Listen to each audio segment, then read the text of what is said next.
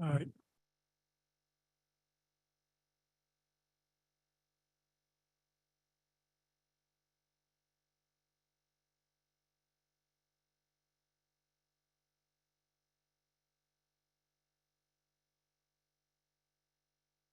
Thank you for those who have joined online. We currently have a quorum with just 10 members, so hopefully you can all stay on. If we drop below 8, we'll have to end the meeting. So if you can stay on the meeting, please do. Thank you.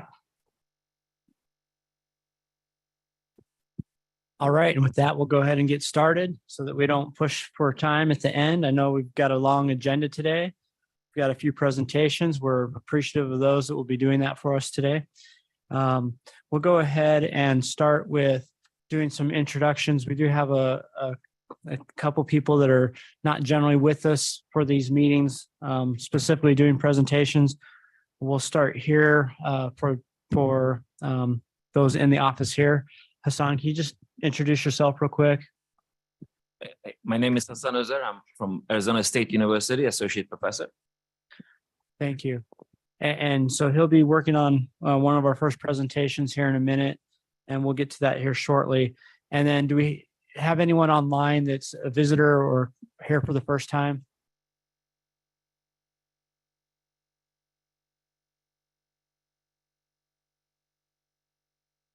Not hearing any. Gordon, is there anyone online that we should have introduce themselves? Chris Kabbalah did just introduce himself from the city of Phoenix. Okay. And I think Ryan Stevens from the city of Phoenix is also online. Okay, excellent. All right, thank you very much. We'll move to our agenda item number 2, which is the call to the audience. This is an opportunity that will be provided to members of the public to address the standard specifications and details committee on items that are not on the agenda that are within the jurisdiction of MAG, or on items on the agenda for discussion, but not for action. Members of the public who are attending the meeting in person are asked to fill out a comment card and provide it to MAG staff. Those attending virtually are provided the option of submitting written comments related to this meeting through the MAG website at azmag.gov/comment and indicate for which meeting the comment is intended. Comments must be received at least 2 hours prior to the posted start time for the meeting. Comments received by the deadline will be provided to members of the committee in advance of the meeting. If comments are received after the deadline, comments will need to be resubmitted prior to the next meeting of the committee. Comments must not exceed 3 minutes in length. A total of 15 minutes will be provided to the call to the audience agenda item unless the standard specifications and details committee or chair requests an exception to this limit. Do we have any comments from the public? Gordon, do we have any submitted online prior to the meeting? No public comments. Okay, anyone online that has a comment they'd like to address? Okay, thank you. We'll move on to agenda item number 3, which is approval of the June 7th, 2023 meeting minutes. In our typical fashion, we'll just spend a minute or two to review those if you haven't already. And in a moment after, we'll have Gordon scroll through these just kind of as a gauge of time. We'll ask for a motion on the minutes.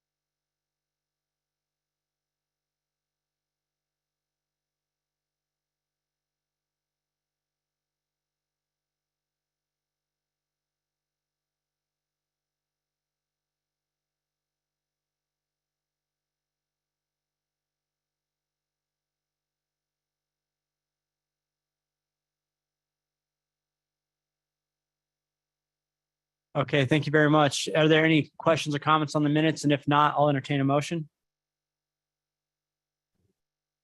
Mr. Chairman, I'll make a motion to approve the meeting minutes as written. Okay, thank you very much, Dan. Ryan, I'll second. Thank you. Okay, we'll go ahead and do a roll call vote. Okay, this is the minutes for the June 7th, 2023 meeting. Avondale. Avondale, Jim, are you on?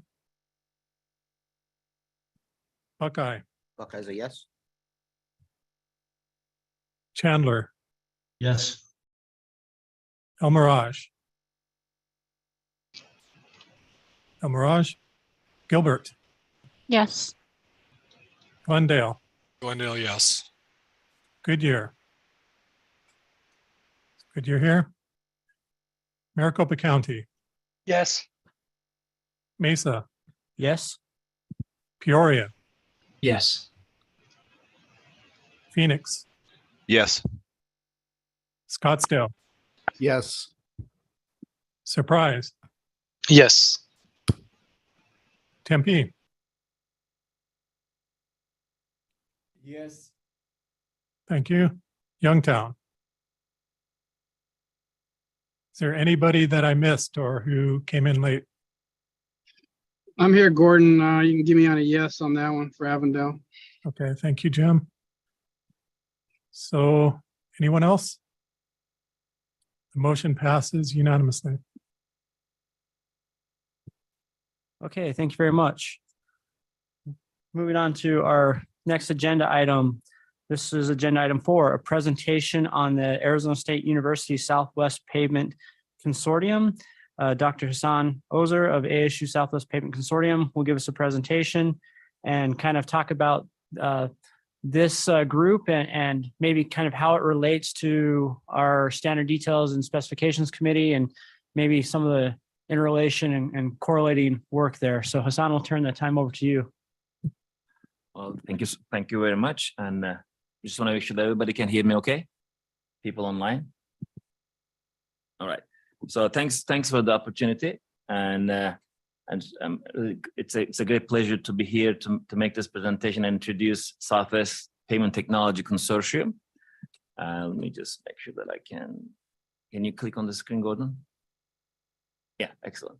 So this was something that we officially launched in 2023, but the idea was out there since almost 2020. And I'll talk a little bit about what this consortium is about, how it can really benefit to this group in here, and in general in Arizona's payment industry, and how we work, how we manage to get the things done at the consortium. And I'll talk a little bit about at the end some of the current projects and training programs that we officially launched and we have been working for this year. So this is what I call a payment alliance, and I'd like to introduce the current industry members and one government agency for now, City of Mesa, and then we have at this point 11 industrial members. And this is something that we thought ASU in the middle, bridging the gap between the industry and the agencies to work on everything related to payments, whether it's conducting research, conducting or developing training programs, and everything related to payments. We consider this as a hub to really deal with the challenging issues with the payments in Arizona. And our mission was stated in our bylaws, and that's something that I'll be talking about a little bit, how we operate this consortium. We really rely on supporting our stakeholders' payment enterprise, but usually relying on the three main pillars. An important pillar is the research, but our research that we typically conduct or we plan to conduct in the consortium as part of the consortium is strategic and implementable research. These are the ideas that we come up with collectively within the group. It's not just something that I sit in my office and have some research idea and then do it on my own with my students, but this is something that we work on research ideas and then generate research proposals and execute the research all together. And that's why we really hope that the research conducted at the consortium will be implementable, directly implementable to your codes and specifications and your current practices. And the second important pillar of the consortium is the technical workforce training. This is for the existing workforce, but also the future workforce. It's a very important part of the mission of our consortium that we really equally give emphasis. And I will see a little bit about what kind of training programs that we have initiated and plans for the following years. And the third part is the platform. The platform this consortium generates to collect all of these resources that can be useful for our members, but also creating the platform to communicate within each other. So that's why that's really these three pillars. We think that we'll fulfill our mission and our vision as part of the consortium. And the very first thing that we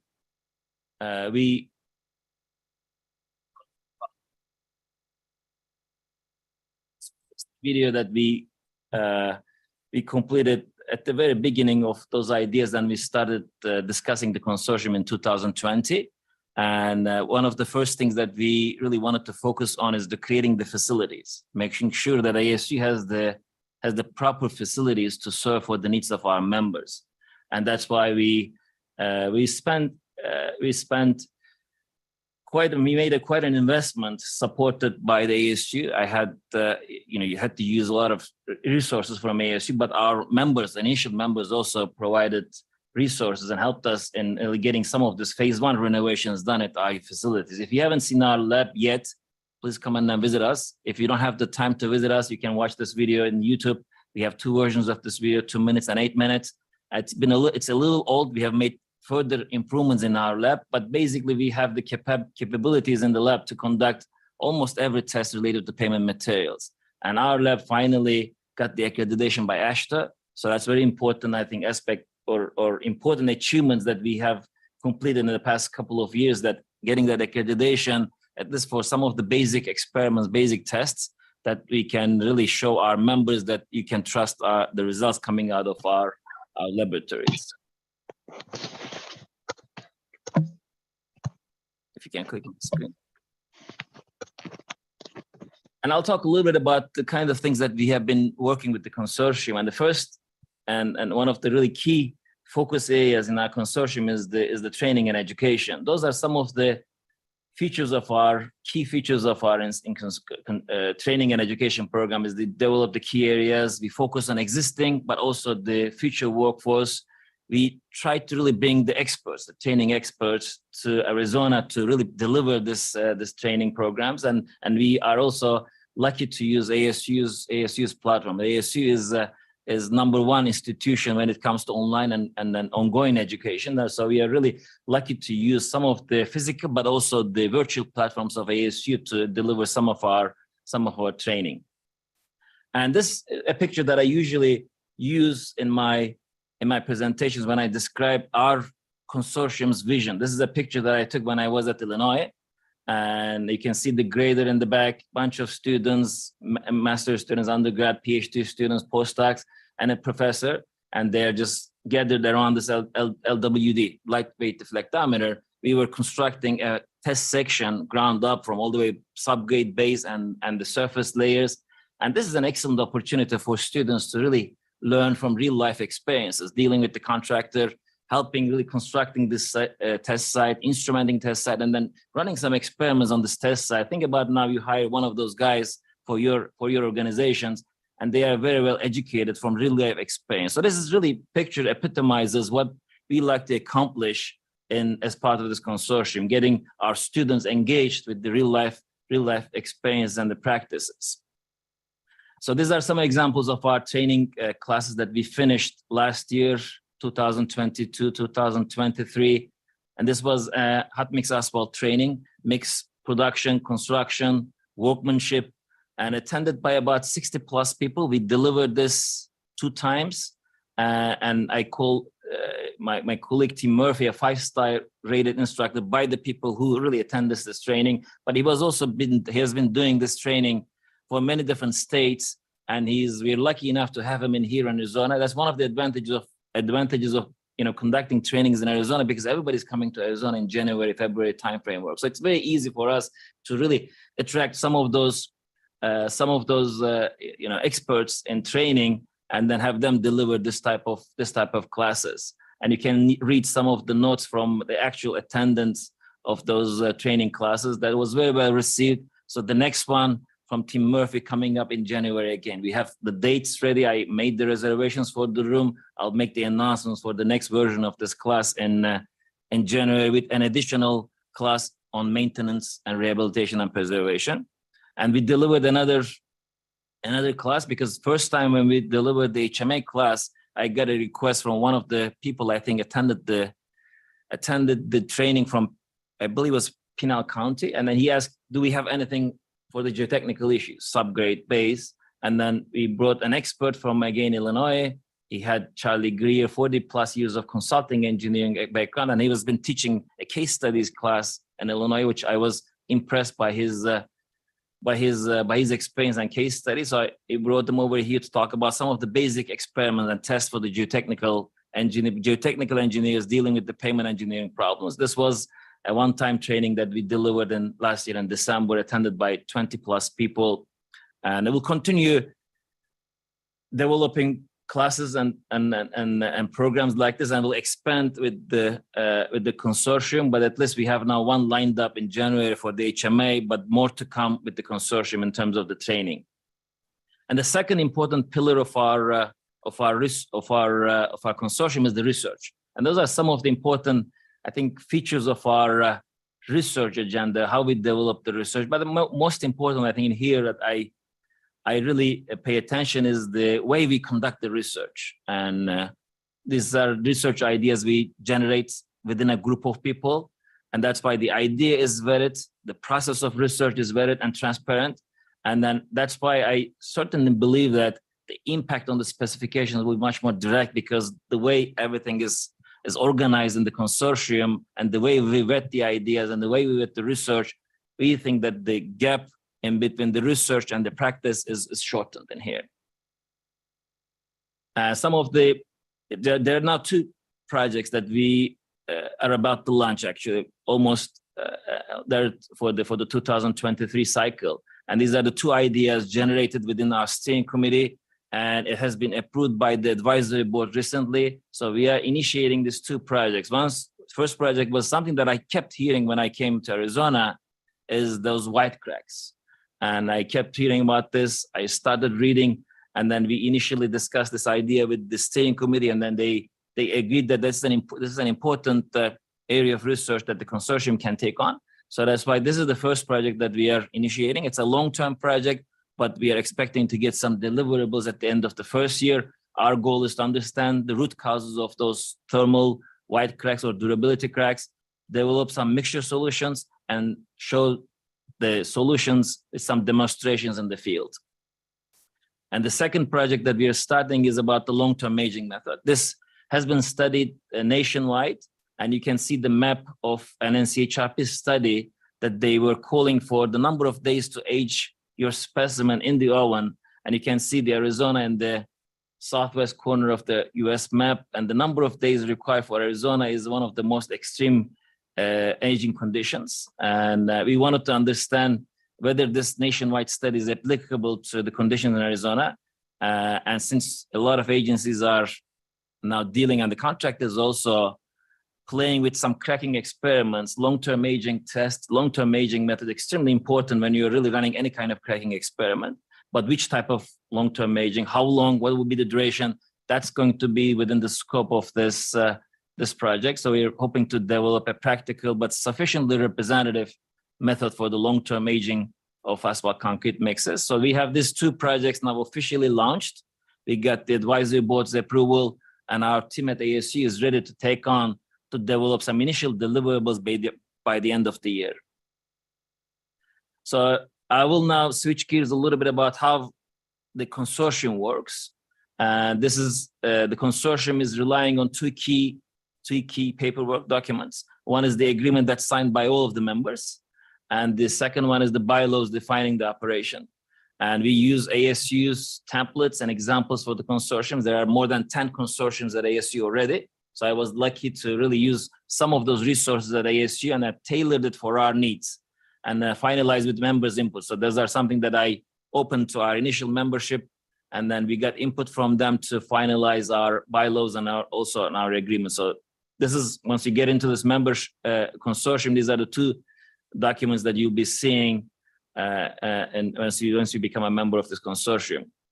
And in terms of our operation, is that we have the three major organs in the consortium. One is the advisory board, and it consists of 7 members, and agency industry representatives, and also independent expert.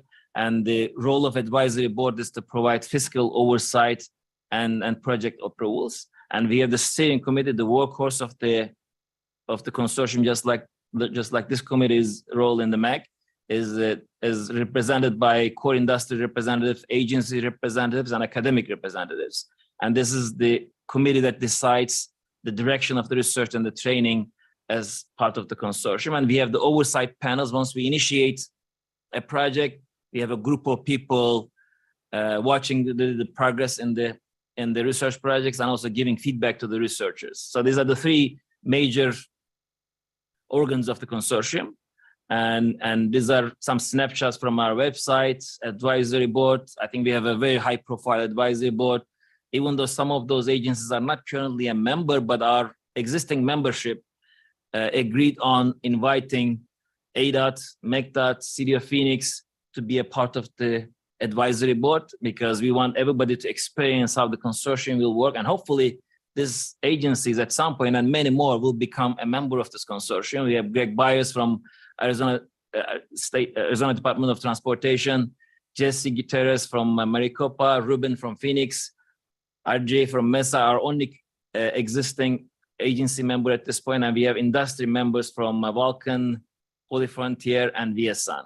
And this is our current lineup for the advisory board. We already had our first meeting, and we are constantly in email communication with the board whenever we need anything in the research projects. And our steering committee, Greg and Meth is co-chairing, and there's of course, and then we have the list of other members in the steering committee listed, and this is the committee once again is really the workhorse of this consortium, deciding on the research agenda and the training agenda. Everything is going through the steering committee before it gets to the advisory board's table. And the membership categories, we have different categories for agency members and the industrial member. The top table on the slide is for the agency members. So the categories for the agency members: platinum, gold, silver, and affiliate, depending on how many people working in the transportation department in each agency. And we have the industrial membership for core and affiliates. And there is one more at the bottom that is really mainly dealing with the consultant companies. So majority of our members are for the industrial side, industrial core, and we have one industrial affiliate member. And we have currently one gold agency member as part of the consortium. What are the benefits of the consortium? What are the benefits when you become a member of the consortium? There are certain really things that you can get as an agency. You have the say and voting rights as part of the advisory board, and you can participate in the steering committee, oversight panels. And one of the biggest really benefits that we enjoy as part of the consortium is the cost of conducting research.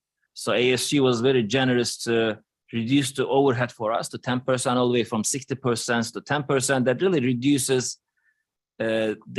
let's say, the budget that we want to conduct research, or you can get more things done for a given amount of research dollars or research budget. This is extremely important for us, especially at the very beginning when we are working with a limited number of members.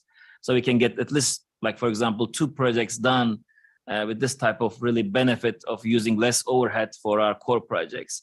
And then for the training, at this point, we give priority seats to our members and discounts for the core members. And maybe in future, when we have sufficient number of members, we can make all of those training programs free for all of our members.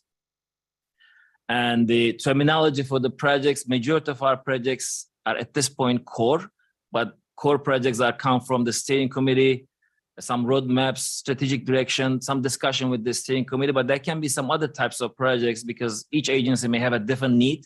Each one of our members may have different needs. So that's why we are flexible enough to entertain different types of projects, such as non-core or non-core special projects, depending on the size of the need, depending on the nature of the need. The consortium is flexible enough to entertain different types of ideas for project initiation and generation. And wrapping up my presentation for today is this is what I really have a vision for the future of this consortium. For now, we have only one agency member, but I'm just thinking in future this membership really will grow and include many of those municipalities, townships, and cities that exist in this committee. And because we will be stronger when we are really together as part of this consortium. And also, I'd like to add more members from the industrial partners. And we have currently 11 members. I can clearly see some additional expansion from our industrial members to grow our consortium. And why would really anyone be interested in? And if you want to maybe at least wrap up with a slide of some of the key points that I think a member or industrial and agency member, why an agency member or industrial member may be interested in the consortium. Research is of course one of the key pillars of the consortium, and it can ultimately be good for everyone's bottom line.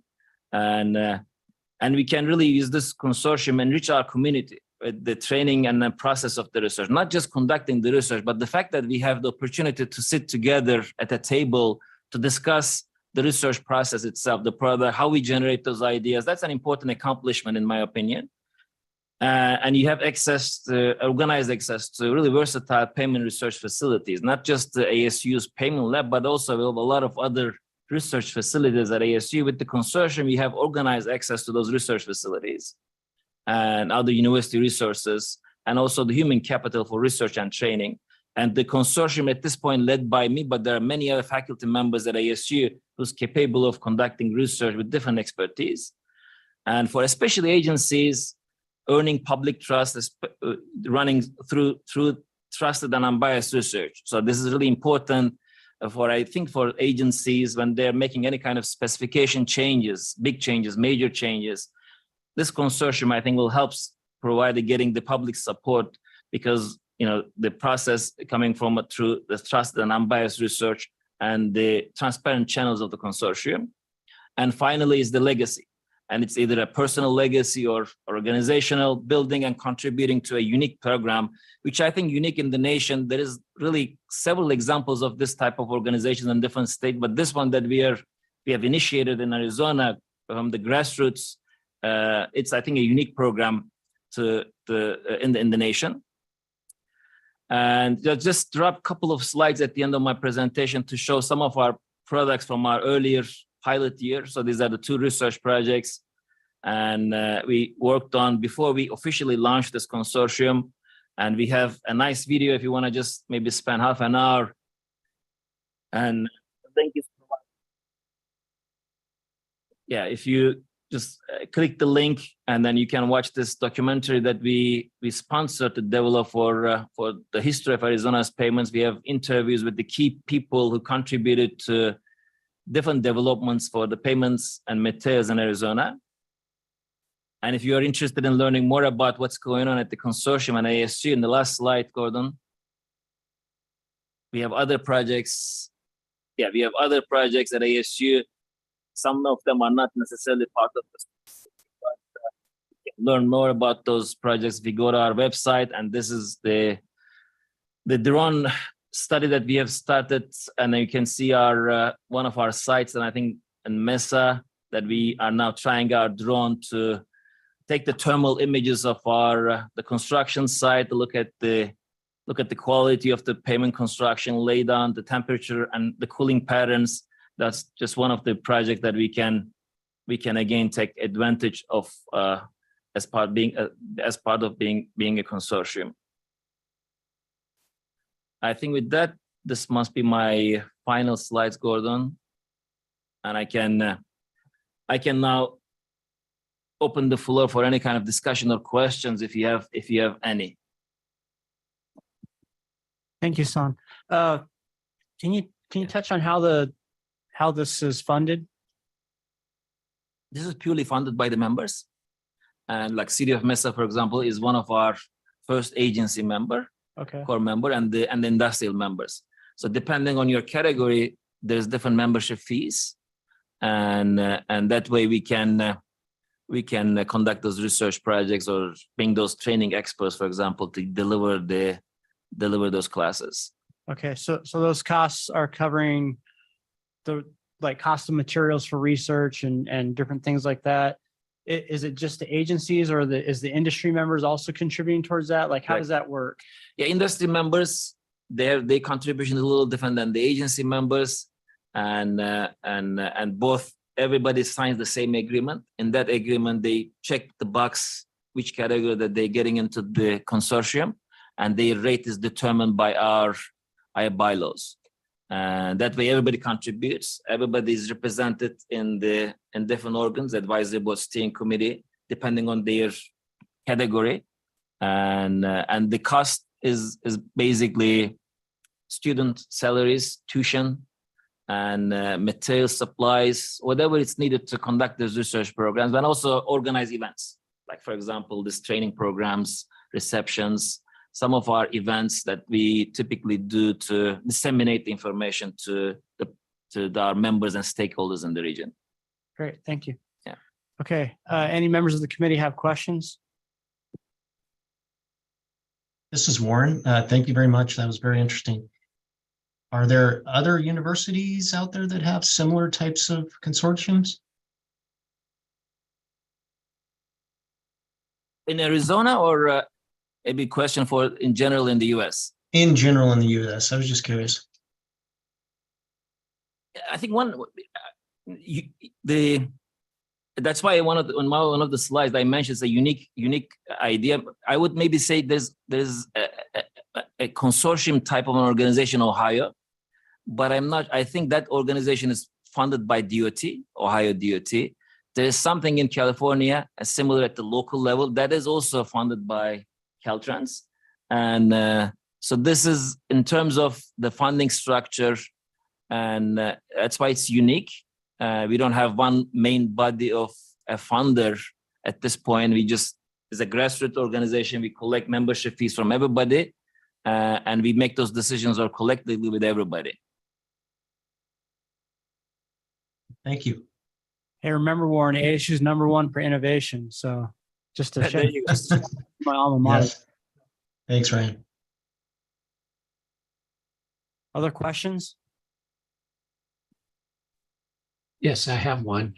Will the results from your projects or your findings be available to everybody in the consortium or to any party that's interested? They don't have to be a member. Yeah, that's a very good question. We have been discussing as part of our steering committee and advisory board too. And in theory, since there are paying members and I'll leave it up to the members, to be honest with you. I mean, I want the results to be used by the entire payment industry in here, but I will leave it up to the advisory board and steering committee what will happen once we are done with those projects, whether they want to make it open to the public or they will only make it available and accessible to the members. So that's not something that we have reached a clear conclusion yet. But at the end of the day, we want the results to be used by everybody in the region. In terms of your changes in your codes or specifications, they will be eventually be making it to the daylight one way or another. And Greg, Thank you. co-chair of our steering committee, maybe he may want to chime in. Well, I'll chime in Yeah. just for a second. So maybe not so much about the availability of results, but just kind of about the program itself. And Dr. Ozer Hassan, I'm going to call you Hassan. There's these two research projects that are going on right now. So the previous ones were kind of driven by something a little bit outside, and the consortium hadn't really taken off yet. And now that we're fully in, these first two research projects have a lot of, we're basically trying to determine, and Hassan said this in his presentation, a lot of things get handed down to Arizona because that seems to be the general consensus of how it is. So when you kind of talk about long-term aging of pavements, within that one, there's a little offshoot even to verify short-term aging of pavements. There's some things in there. So I guess this is kind of the beginnings of it. And these first two research projects are going to start talking about the foundations. Okay, why does this happen? And then let's verify the test that has got us here to this thought process for Arizona, and start to basically rebuild the house. We're checking the foundation just to make sure, and then we're going to build off that. I think it's very exciting to see how these come out. What would be nice, I mean, ultimately, the more agencies that are involved with this, the better. even if nothing less, I mean, outside of fees, we have offered other things. We've given equipment to the lab and we've offered outside, services not conducted by us necessarily, but at other third-party labs to be able to speed up the research. And the more members that come into this, the quicker some of this stuff can turn around because there'll be a few more dollars in the pot. And hopefully we can get some of these real big deliverables up and out and start using these building blocks going forward. I think it's obviously we're in it and believe wholeheartedly in it and think this will be a huge benefit to industry as a whole, not just industry, but agency and then academia. They actually get to support a lot of this too, which is great. And they get seen as that they do the research, they conduct it, they put it out. It is what it is. And we live by that, but hopefully I don't know if that helps anybody or not, but.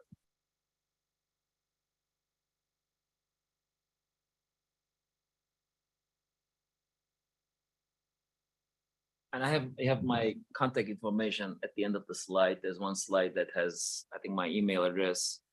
And we have the consortium's website. If anybody has any questions, if you want to get involved and how to, or any other questions that you may have, feel free to send me an email. This is a picture a little old. Once again, we have a much bigger group now, but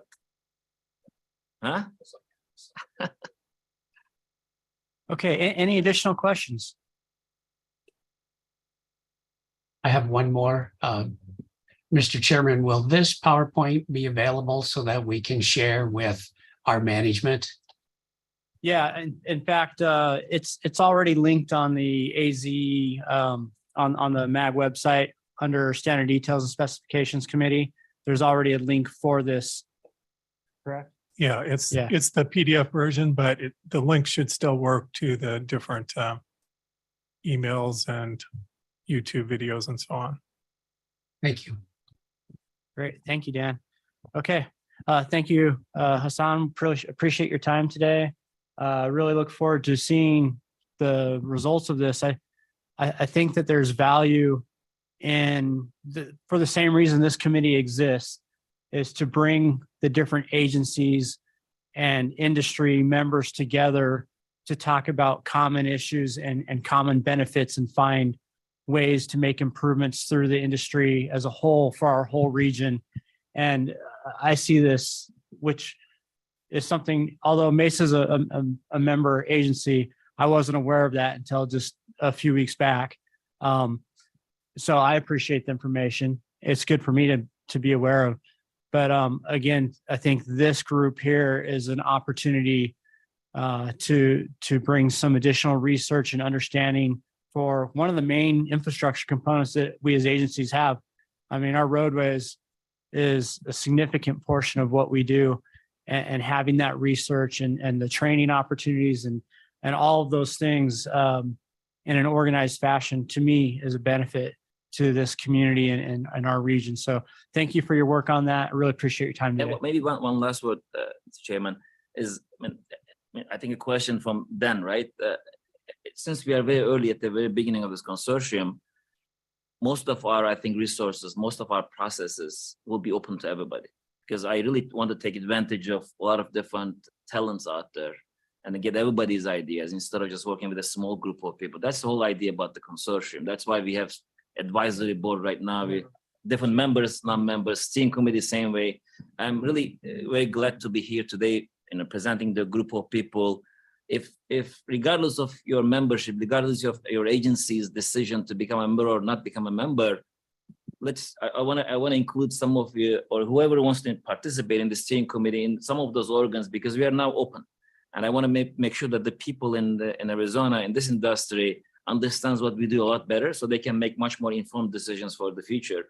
One, I think, relationship with this committee and this consortium is sometimes spec changes, codes are challenging. There are some really difficult changes.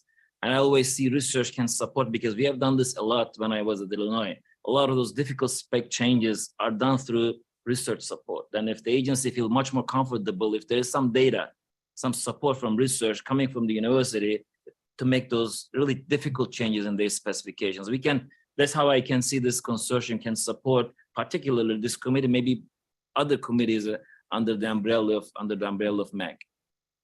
And so just what I understood from that is there's a way to be involved regardless of whether there's a financial contribution from your agency or not. There's a way for people to be involved in different aspects, and you would encourage that. I encourage that definitely, because I need everybody's different diverse group of people, ideas from the diverse group of people.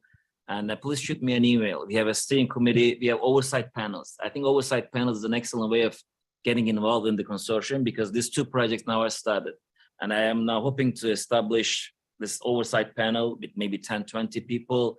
Those people will meet, let's say, every 3-4 months, and then talk with the researchers. The researchers will make a presentation to the panel, and then you will just provide feedback. You will learn what's going on in the research, provide feedback, and it's an excellent way of, I think, getting involved, again, regardless of your organization's membership decision. Great. Thank you very much. Okay. Thank you. We'll go ahead and move on to our next agenda item. Agenda item 5, case 22-15. This is to add new subsection 718.4 solar coatings and add reference to that in section 334.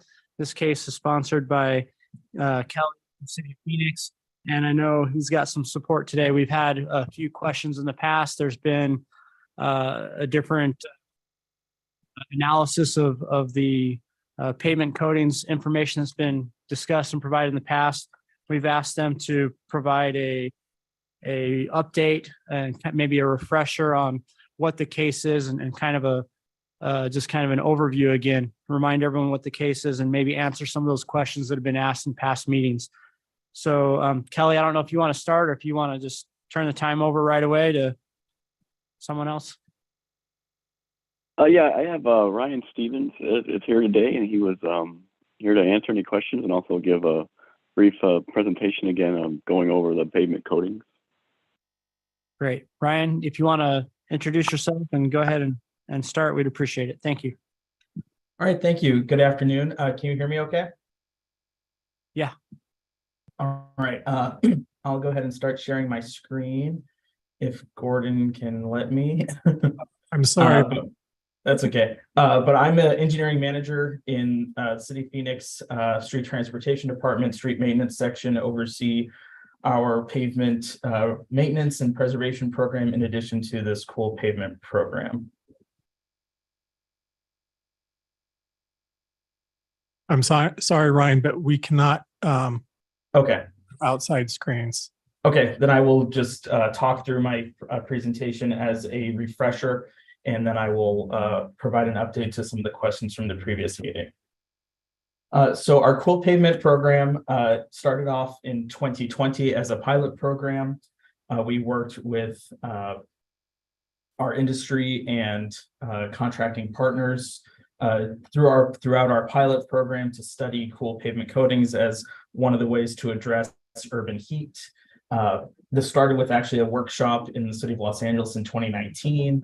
Then in 2020, we went through looking at locations and putting together our pilot program, which did a location in each of our council districts.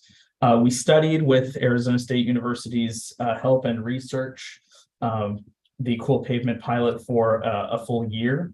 In September 2021, we announced the results of our study and then moved from that pilot into a full implementation phase with installations in 2022 and in 2023. Celebrating this season, by the time we finish this year's installations, we'll have treated over 100 miles in the city of Phoenix, over 11 million square feet. The product that we have used is a asphalt seal coating product that is heavily polymer modified. We have dabbled, or we have tried a few other products, and we are looking to move forward with another product here probably next spring to go from a demonstration to a full pilot in one of our neighborhoods. Sorry, I'm just tabbing through my presentation. Of course, we worked through some of our growing pains with residents driving through the materials by increasing the amount of notifications and officers, off-duty officers on site during the installation and more traffic control. We also looked at the original color of our cool pavement coating and took resident feedback to go a little bit more from the off-white color to more of a gray color. This also helps us with some of the concerns that we have for striping, or that there is concern for striping. We have not seen any need to change our striping standards at this time. ASU did a lot of research for us that I presented on before. As a quick summary, in the heat of the summer, the cool pavement coated surfaces were on average about 12 degrees cooler with the surface temperature compared to the control streets, which in this case were non-treated streets. Air temperature was lower above cool pavement surfaces by fractions of degrees. This is something we are continuing to work with ASU on, because as much as you can try to measure that air temperature, it's not heated from only one source. It's heated from all sorts of different sources and mixes in the air. So it's hard to know what is contributing to from the cool pavement and not. We also measured the mean radiant temperature, which is a measure of total heat exposure. And we did find that it was increased compared to the control, but that it was comparable to walking over a concrete sidewalk. We also found that the pavement surface, or the pavement structure, was cooler by about 5 degrees Fahrenheit, and that the difference in the temperature throughout the pavement was decreased. We believe that this will have a general long-term benefit to our pavements by reducing thermal stress and mitigating aging in our pavements. So in addition to being a topical surface coating and getting the benefits of a seal coat, we believe we're getting better pavement performance as well by keeping that pavement a little bit cooler. They measured the solar reflectance over time, which does decrease over time. Generally, it's because of the pavement gets dirty. And we have found that the material itself is still there, and we expect it to last its 8-year life. But being out in the right of way and driven on, it certainly does get dirty, which does decrease the effectiveness, but depends on the street and the neighborhood, how dirty the street gets. Some stay pretty reflective, and others get dirty much more quickly. Residents were surveyed, and of course, there was a mixed bag of positive and negative remarks. Again, my previous presentation went through some of those remarks.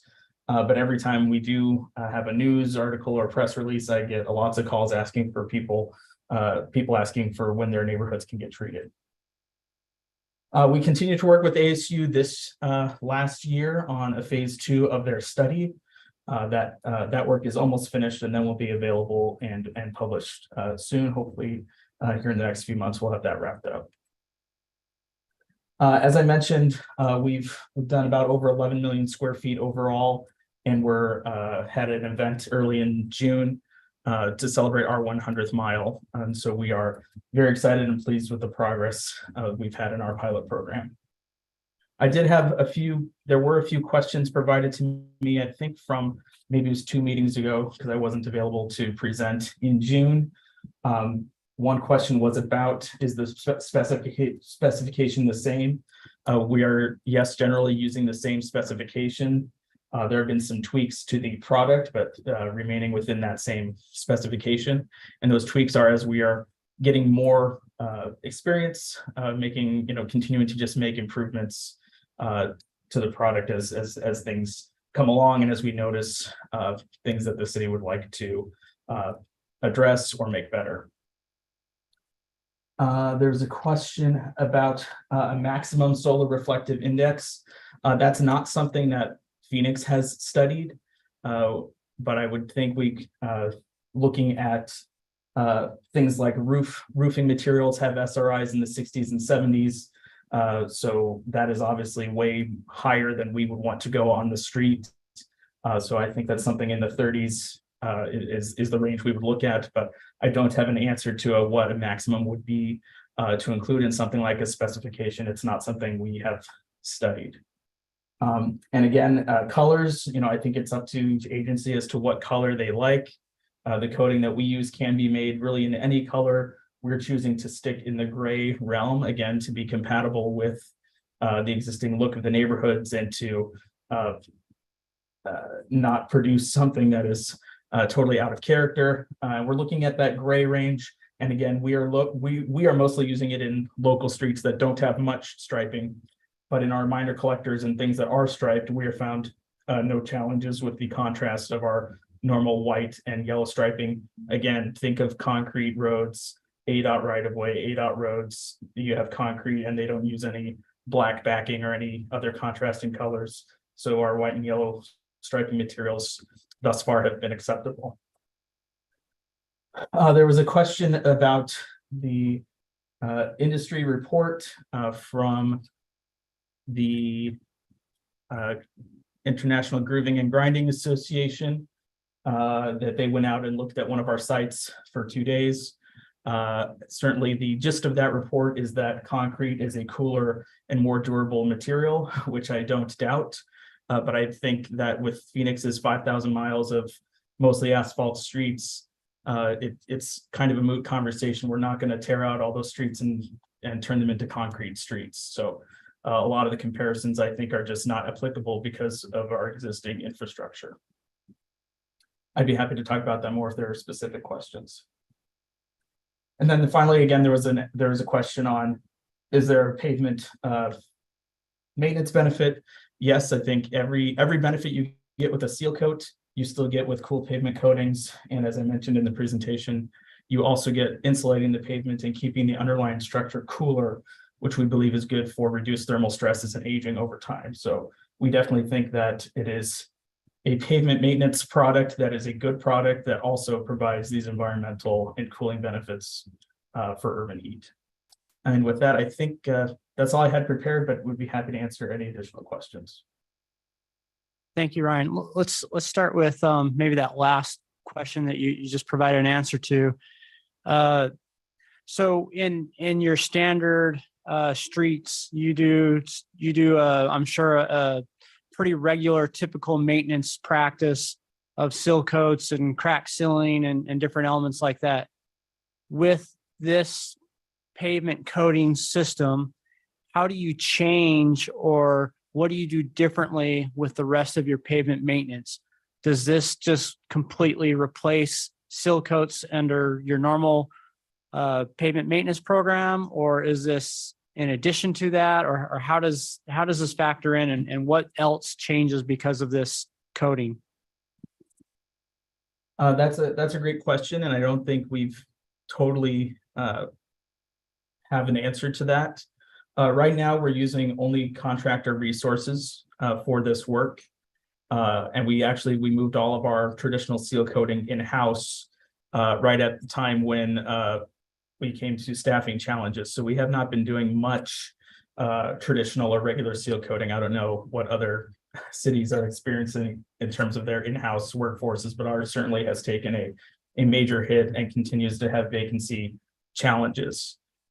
We are looking to getting cool pavement products in-house, and it has actually made progress in doing that. So I could see that eventually it will be our in-house seal coating product, at least a standard or an available product.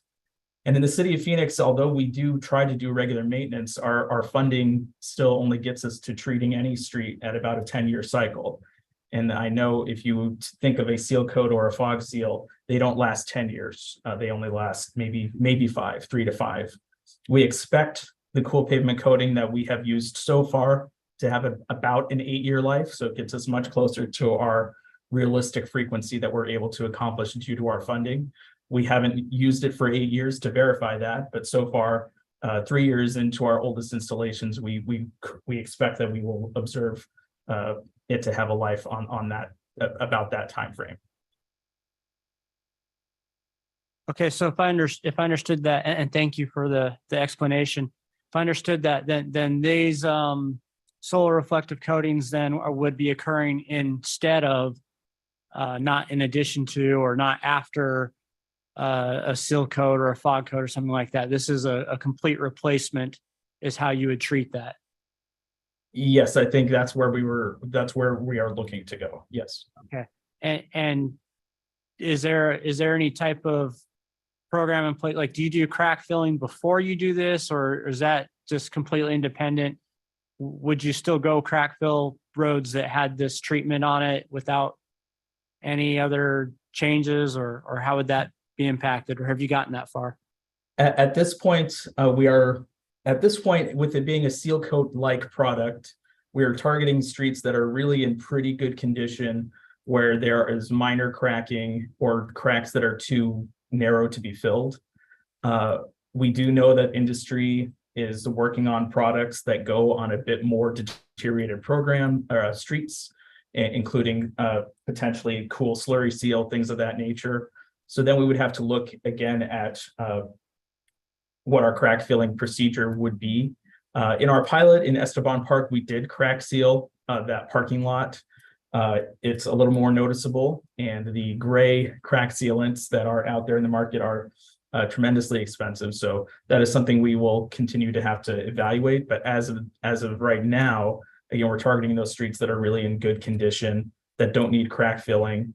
And then, but as part of our regular treatment program, if we have a slurry seal, a microsurfacing, or an overlay, we do do a crack seal ahead of that. Okay, thank you, Ryan. I appreciate it. I'll open it up to the rest of the committee here for additional questions or comments.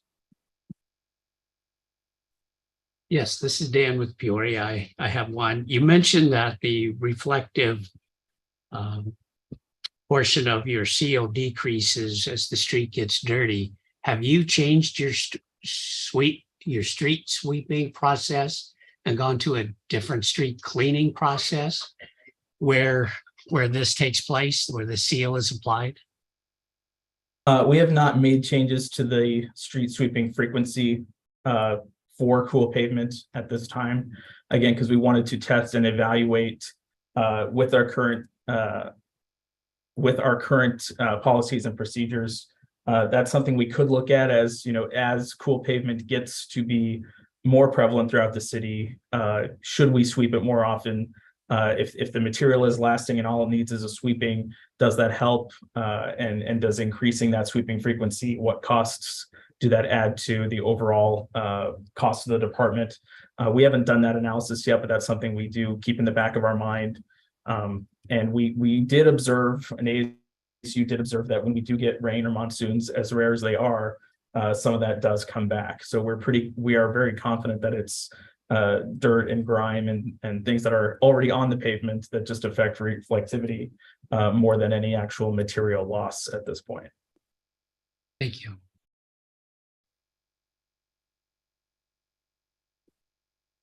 Additional questions? Hey, Ryan, this is Roy over here at the city of Scottsdale.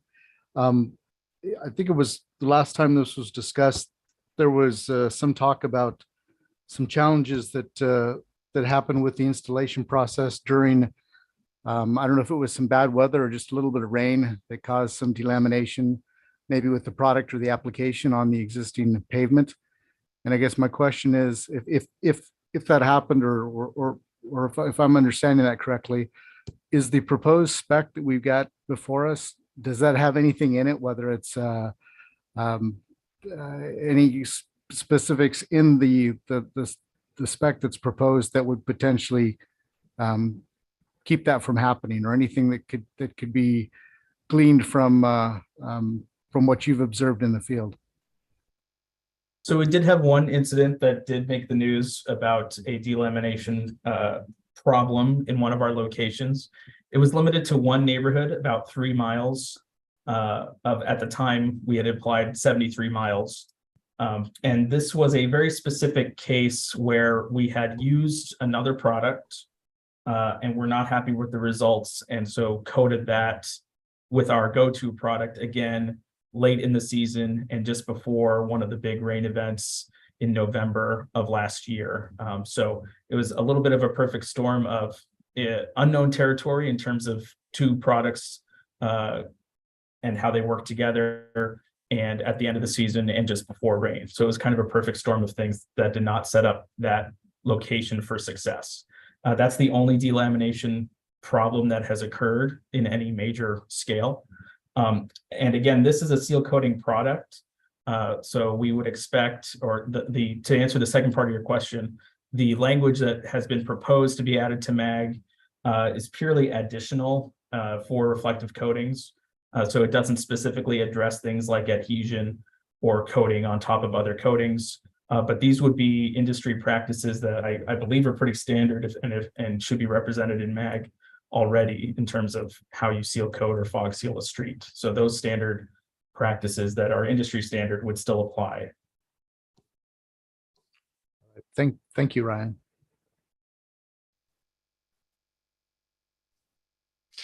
Mind if I jump in and ask a quick question, City of Phoenix, regarding how many different contractors apply it, and how many of you guys worked with out of that pool of contractors?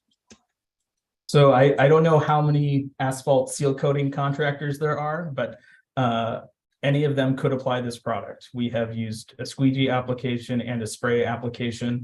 The equipment is available in industry. So the ability to have a contractor apply it, I think, is out there in the industry. So far, we have worked with 3 prime contractors and to apply our program. Okay, thank you. Ryan, you mentioned a product that was placed that you guys didn't like so much and went to recode it with a different product. What were the aspects of that product you didn't like, and was the specification modified to limit that in the future, or would that product still be a viable product according to the specification? That product, what we didn't like is it was much brighter. It was still very much close to a white color. And there did appear to be some setting problems. The coatings do take a while to fully cure, but they should set within a few hours, and that appeared to have somewhat of an issue. The language that we've proposed probably would not exclude that product. That product is not being made in the Phoenix market any longer. So I'm confident that we will get good products. But the language that we've proposed is pretty general. So it would not probably preclude that product. Would it be feasible or make sense to add a specification section on installation that sets a maximum set time? It could be that certainly could be doable. I'm not as familiar with the full MAG specification to know, again, if there's something that's already in MAG that might cover it, but certainly that's something that could be considered. Thank you. Okay, other questions, comments? Ryan, this is Craig out in Buckeye. I'm just going to kind of piggyback on top of Ryan's question a second ago. So if we don't have, or there's nothing written in the specifications right now, you said that there's a couple hour cure time. I guess now that I've started talking, one other question. Can I assume that this is going on new development projects, say local roads? Would kind of be question number one. And if it's taking that much time, that sounds kind of challenging in terms of, an application on a road that, the residents need to utilize within a 2-hour time period. How would that, those types of challenges be addressed in terms of the specifications and timing for the cure time? Well, I guess I think every city approaches that question a little bit differently. In Phoenix, we close local streets basically a half street at a time. So we don't do typically any full street closures. That might be different, or I understand that might be different from city to city. So that's an approach that would have to be considered. I mean, it takes a few hours, but it takes, if they're starting at 7 a.m. and apply the first coat, they apply the second coat about 40 to 60 minutes later, and then they pull off the project by 2 or 3 o'clock in the afternoon. So it is still a process that can be done with this particular coating, a process that can be done, during the workday. And then it's open to traffic again. So I guess I don't know how deep MAG gets into those types of specifications, but cities all have, I think, their own approaches in how they address treating their streets, maintaining their streets while maintaining access and resident notifications and things of that nature, depending on how long their construction processes take. Okay, thank you. How about the development projects? You guys put these coatings on brand new subdivisions? We have not, we in the city have not put on a brand new development. There are a few developments that have come in with those sorts of stipulations. And I think each product will have its own recommended time frame if it's a new construction or a new overlay. You know, a minimum time to let the asphalt do some initial oxidation. We are looking at pavements again that are in good condition, but 1 or 2 years old. There are certain, you know, I don't know that we can necessarily hold a developer to build a street and then seal it 2 years later. But we do start to see, we have started to see some stipulations coming in, adding cool pavement, and we're working through that process. Thank you.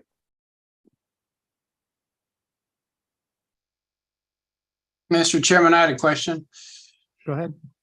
You, Ryan, is there any, what the materials you used, are there any rejuvenative characteristics?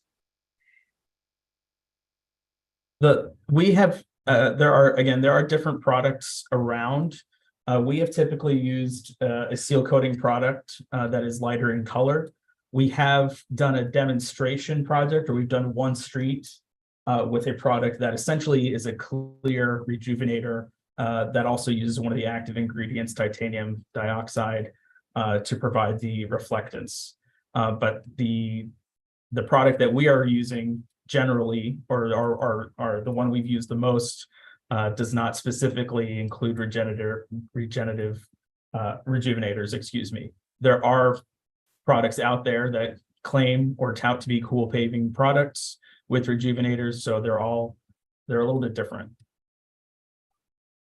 Yeah, we just did a pilot project with a material that claimed to be a rejuvenator, and so we're doing tests, you know, temperature tests, and we're going to do some cores to see the penetration, depth of penetration. You know, just to see what kind of rejuvenation it provided. But because we're going to use something like this, we want it to be, you know, part of pavement maintenance, not just strictly an urban heat mitigation, you know, result. You know, it's got to be at least twofold, provide two benefits. That's just our stance on it. So I was just curious on that. Yeah, so I think we've used the same product. We can happy to chat offline with any specifics. Again, it's not one we've used much of at this point. I think Tucson also was looking at that kind of a product, but their full study I don't think has been released or finished yet. So we're kind of waiting on that, but we do feel that cool pavement coatings and products similar to the one we're already using do provide, you know, that twofold benefit for maintenance and for urban heat. I agree with you. Okay. All right. Thank you.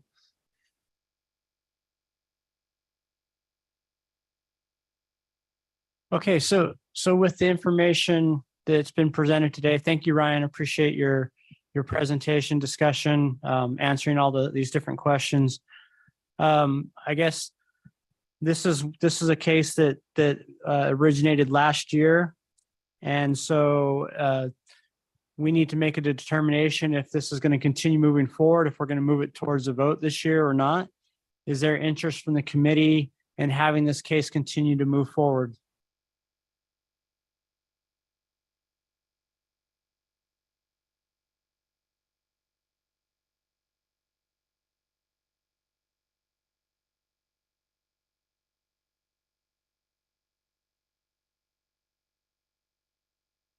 Is there anyone that would not support the case in some version, in some form, moving forward? Yeah, I would support it, but I don't know.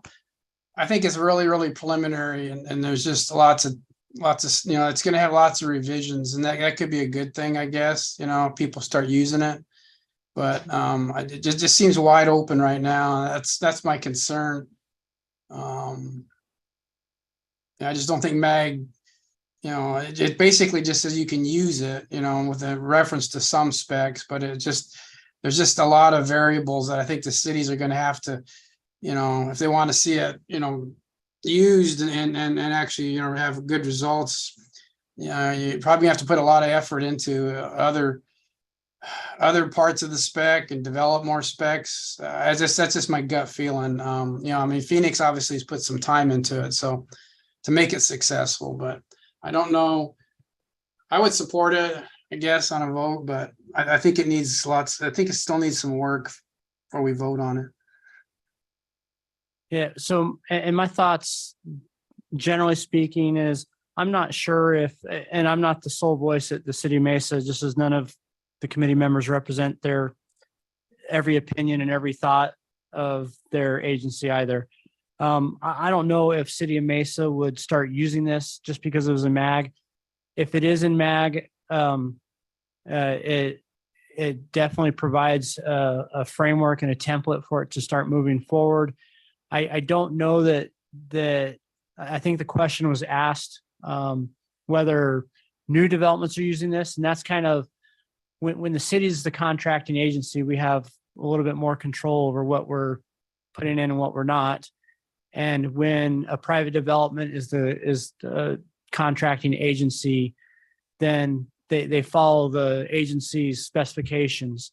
And if they choose to put this in, then either they're going to follow this MAG specification and the cities are going to live with what the MAG specification is, or the cities are going to have to modify or create addendums to the specification if there's aspects that they don't like.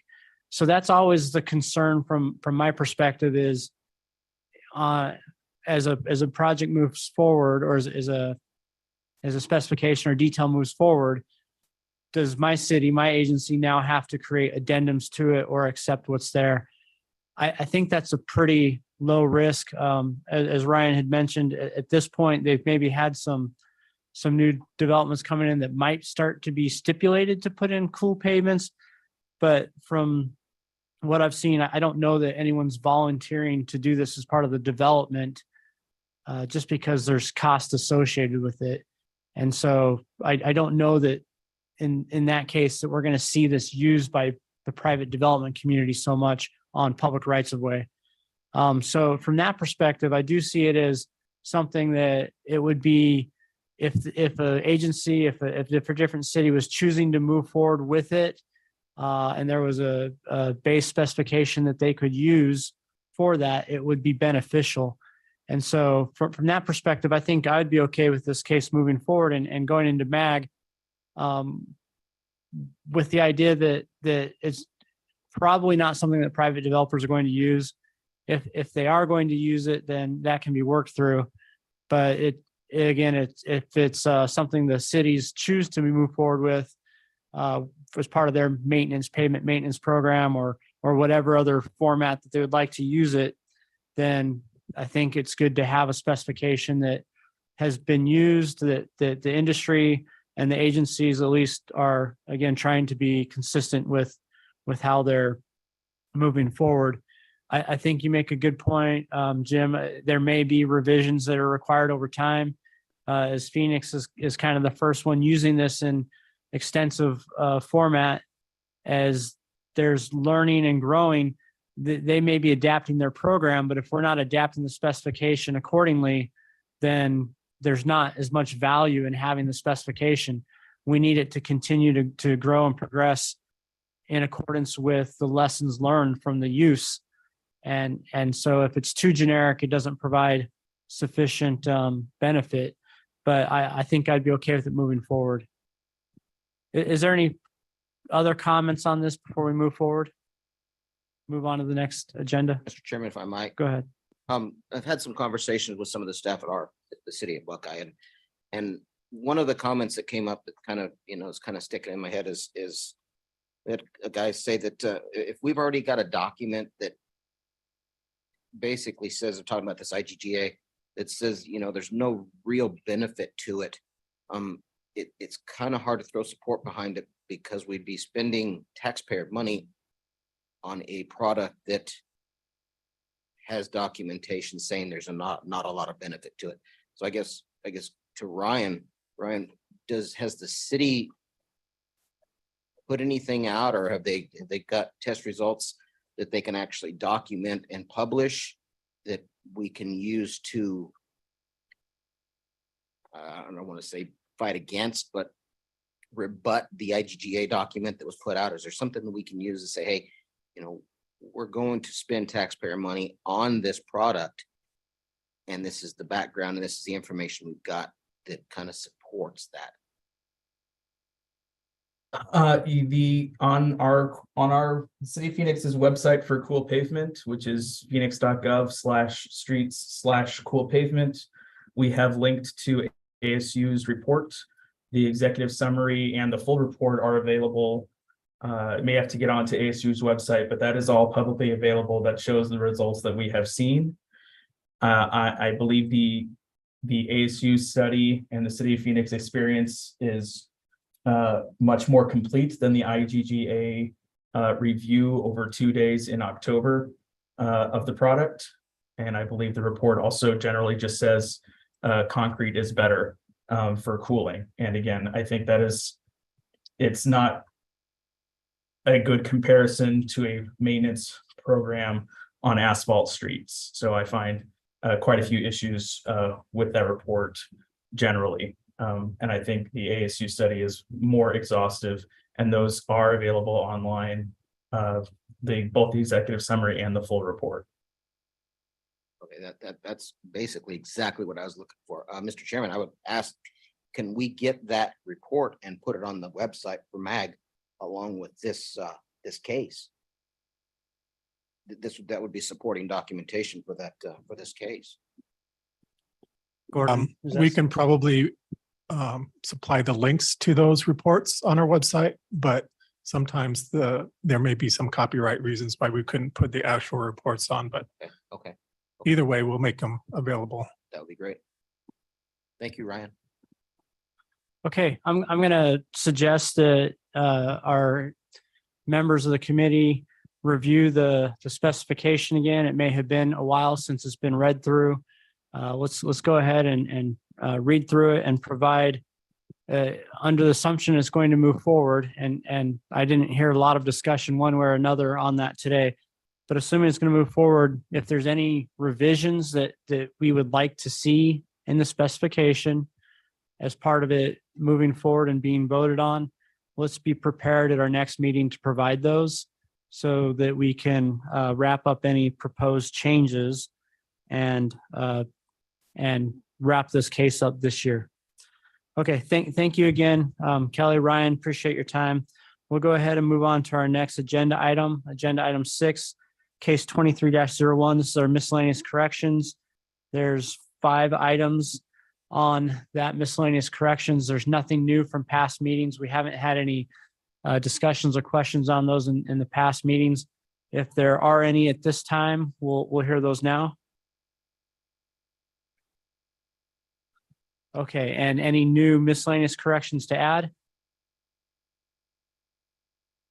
Okay, thank you. We'll move on to agenda item 7, case 23-02, revised section 725, Portland Cement Concrete. There was a recent update on this, and so we'll go ahead and see if we can discuss that at this time. Jeff? Thank you, Mr. Chairman. In your packet, you'll find there's a brief cover page that we added to basically give 3 bullet point items as to the need for this change in the 725 spec. And then, as you guys were aware from our last meeting, and if you've been involved in any of the working group meetings, we have separated this case from the definitions case that we brought, and I think it's item number 11. We'll get to it later. And basically left this case strictly as the addition of those new ASTM C595 blended cement items into the specification.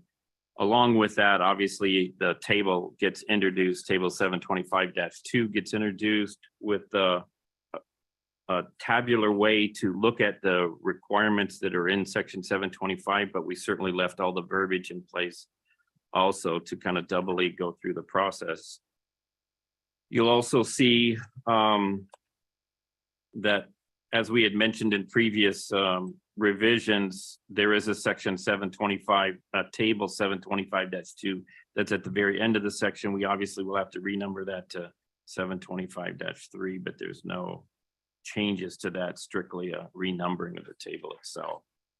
One of the things, haven't really had any real discussion about substance of the changes, more form of the changes, what we've had discussions recently about. So I certainly would like anyone, we're getting close to the end of the MAG year, so we certainly want to try to pass this item, move this item forward into the specifications at the first of the year. So I'd ask you guys to bring these things again to your individual departments and agency people who need to take a look at that. And one of the things I absolutely want to stress, though, is the addition of these two new, I shouldn't say new to MAG, but not necessarily new to the rest of the industry. C595 blended cements do not change any of the requirements for the performance of the concrete that would use these products. We are not making any changes to those whatsoever. Strengths are the same, table requirements are the same for minimum cement contents.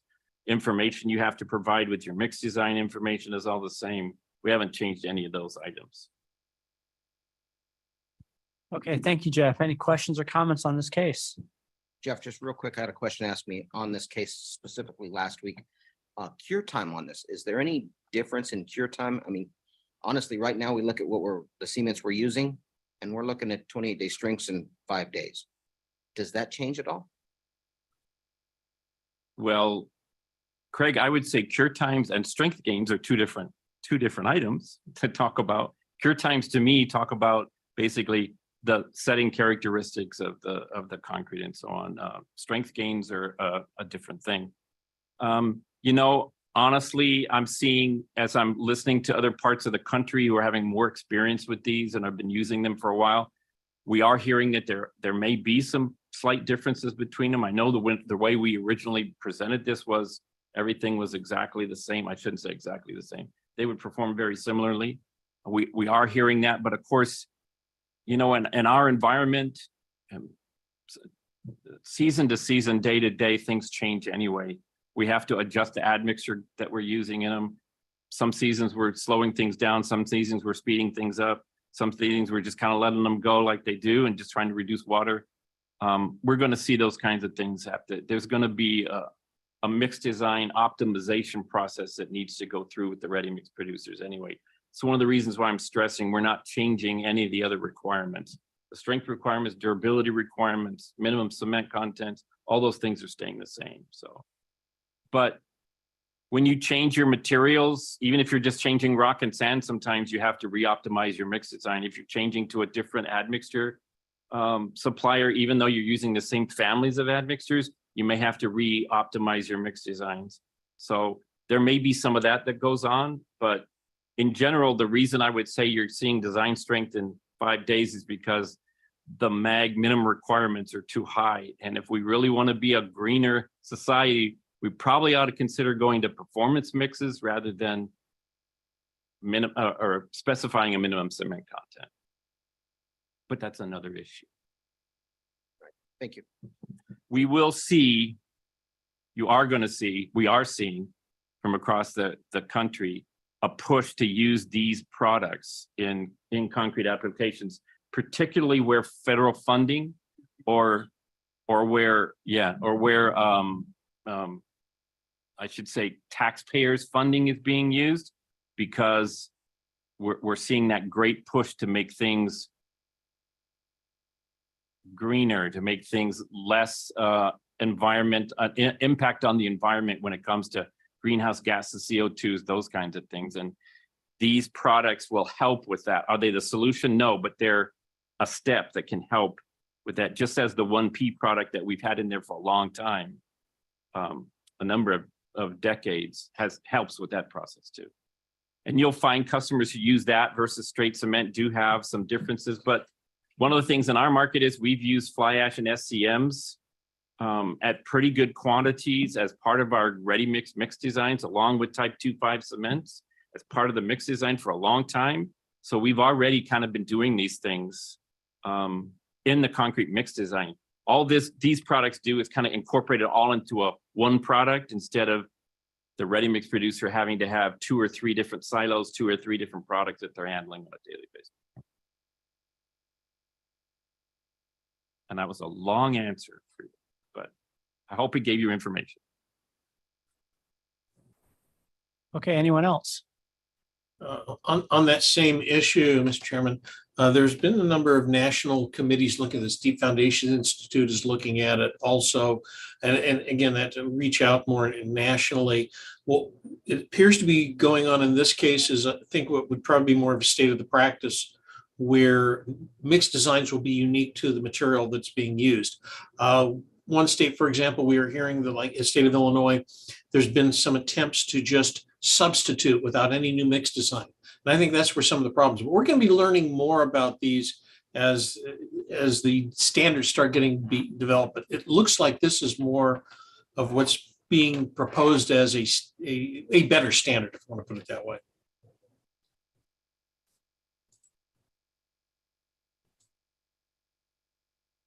Thank you, Peter.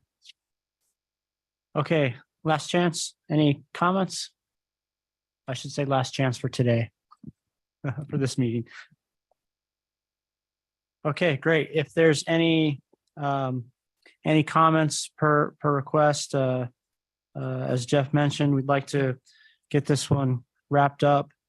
And so any comments, mostly everything's been on format as noted. We kind of attacked all the questions on content and details early, and a lot of it's been format lately. So I do think we should be close to moving this forward for a vote. I think maybe not next month, but let's allow at least one more month for comments and any final changes, and maybe we'll target 2 months from now for a vote.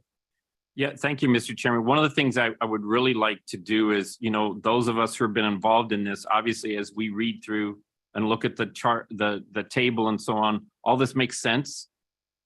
But we want to make sure that it makes sense to people who may not be familiar with this. So it's really kind of important that you give these to your staff and make sure that they can make heads or tails of what we're trying to do here. And if not, how we could potentially make it better. That was kind of the reason, and I will thank Jim for that, kind of the reason of adding the table in the first place, because it kind of makes the verbiage certainly a lot easier to understand how things fit together. Okay, thank you. Let's move on to our next agenda item 8, case 23-05, revised detail 212, utility pothole repair. And Arvid, if you want to walk us through this one.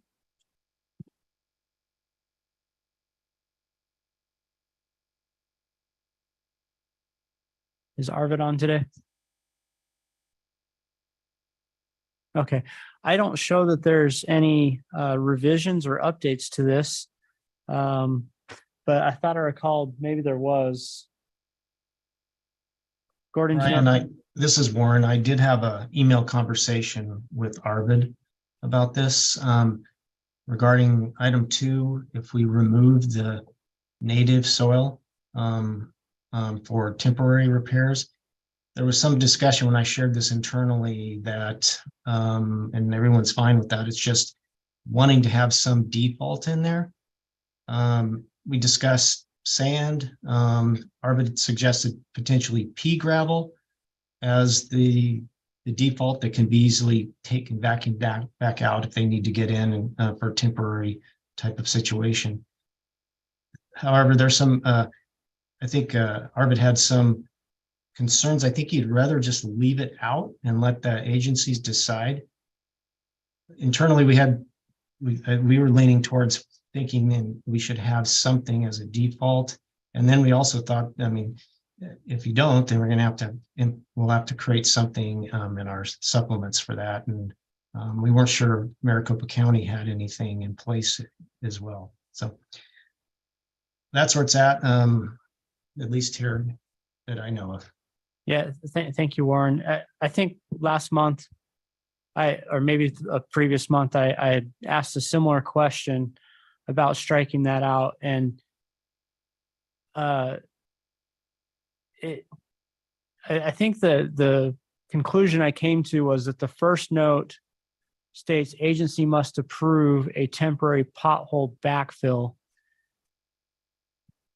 is the requirement that the contractor can't put in whatever they want. If they're going to do a temporary pothole at all, it's got to be approved through the agency. So there's got to be some process in place for them to request that and for it to be approved. And that may be different for each agency. Part of that process could be a stipulation of what the material is. To make this a little bit more clear, we might add the words material to that first note. Agency must approve a temporary pothole backfill, including material, or something like that. And that might make it just a little bit more clear that the material backfill is part of the request for approval from the agency. That's kind of one thought I've got. Good thought. Any other comments on this case? What is everyone's feeling about having a default such as pea gravel?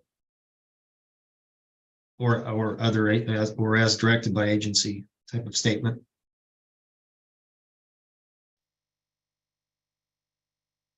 Yeah, it may not be a bad idea. You could probably word it, you could probably combine or expand note 1. You know, it's the agency must approve a temporary backfill material. But again, if you mention something, they may just use it without asking. So I don't know. I mean, the problem with wet sand, if sand is wet, it's hard to vacuum or blow. So pea gravel might be the better option if you're going to use suction. Take it back out. So, but I don't know. I think if you use a hydro or the vacuum machines, they can take anything out. So I guess it doesn't really matter. But Yeah, I'd be fine with adding a default material just as long as everyone was comfortable with what that is and it was applicable to all the situations. And I guess that's the question is the temporary potholes requiring agency approval. Are there different situations in which they'll be approved, in which a different backfill material may be appropriate? And I don't have the answer to that. If, to Jim's point, if we do put a material as the standard default material, it's very likely that'll be the one that's used 90+% of the time, is my assumption. So again, I'm okay with adding that as long as everyone can kind of agree on what that default is. And if it's pea gravel, that's fantastic. I don't know that I have the answer on what is appropriate. Any other comments or thoughts on this?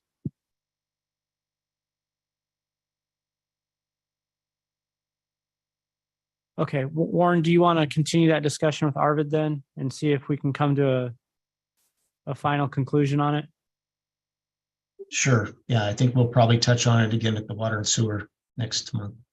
yeah, let's try to wrap that up so that next month we can have a final version for the general committee. Okay. Mr. Chairman, one nitpicky comment from me. Eliminating the word pavement there at the very top and then including concrete or PCCP, isn't that redundant?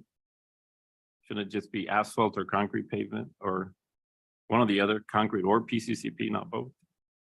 Yeah, It's very nitpicky. I apologize. I think the concrete was if it was in like a sidewalk or valley gutter or apron.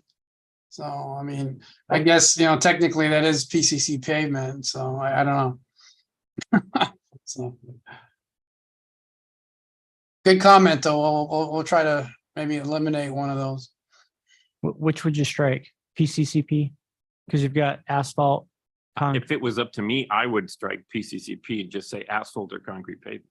Yeah. But Yeah, I agree. So appropriate, but to me, that would. Because that's Yeah. what PCCP is, Portland Cement Concrete Pavement. right. So just say. It's just a further, it's just a more, yeah. All right. Okay, this case was for possible action this month, but it sounds like we've got one last little, or maybe two last little issues just to clean up. So we'll defer any action this month and defer that for next month. Gordon, if we can have this for possible action in our next month, that would be great. Sure. Okay, agenda Thanks. 9, case 23-06, new vegetated or rock bioswales. This item is for information and discussion. I don't know that there's been any changes on it, but we'll go ahead and open this up. Either Bashir or Peter, if you want to give us any updates, we'll hear those first. Otherwise, we'll have any questions or comments from the committee. Well, the only thing I want to comment is that we're going to have a case we're going to talk about right at the end of this discussion, which may influence how this is going to move forward and the timing on it. So this one would be specifically for the outside right-of-way document that we still are working on to figure out how it's going to look. I think we need to continue working on this, but I don't think from discussions with the committee members, we're probably going to vote on this year. Didn't sound like it. I don't want to waste a lot of time if we're probably not going to do that right now because there's a pretty full agenda. I support that. Thank you, Peter. Okay, if there are any questions or comments from the committee at this time on this case, though, we will take some time to go over those. So we'll open it up at this time. Okay, hearing none, let's go ahead and move on. And thank you. I don't want to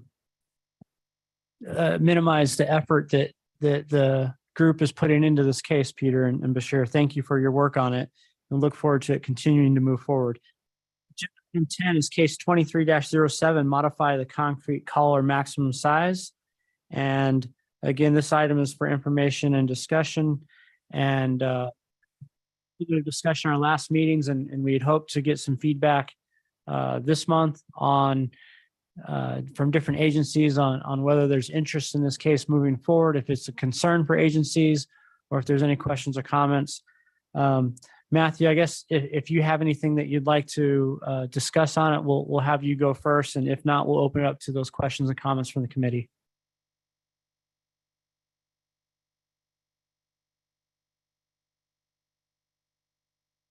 Okay, any questions or comments?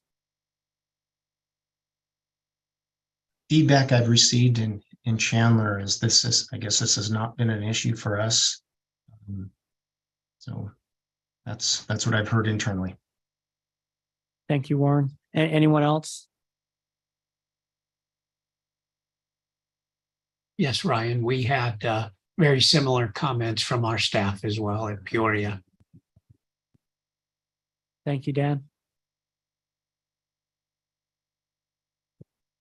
Matthew did warn me earlier before the meeting that he would be stepping away for another meeting between about 2:30 and sometime around 3, so he may still be at that meeting. Okay. All right. Are there any additional comments or feedback from the committee? Is there any particular agency that would like to see this case move forward? Like officially request it moving forward?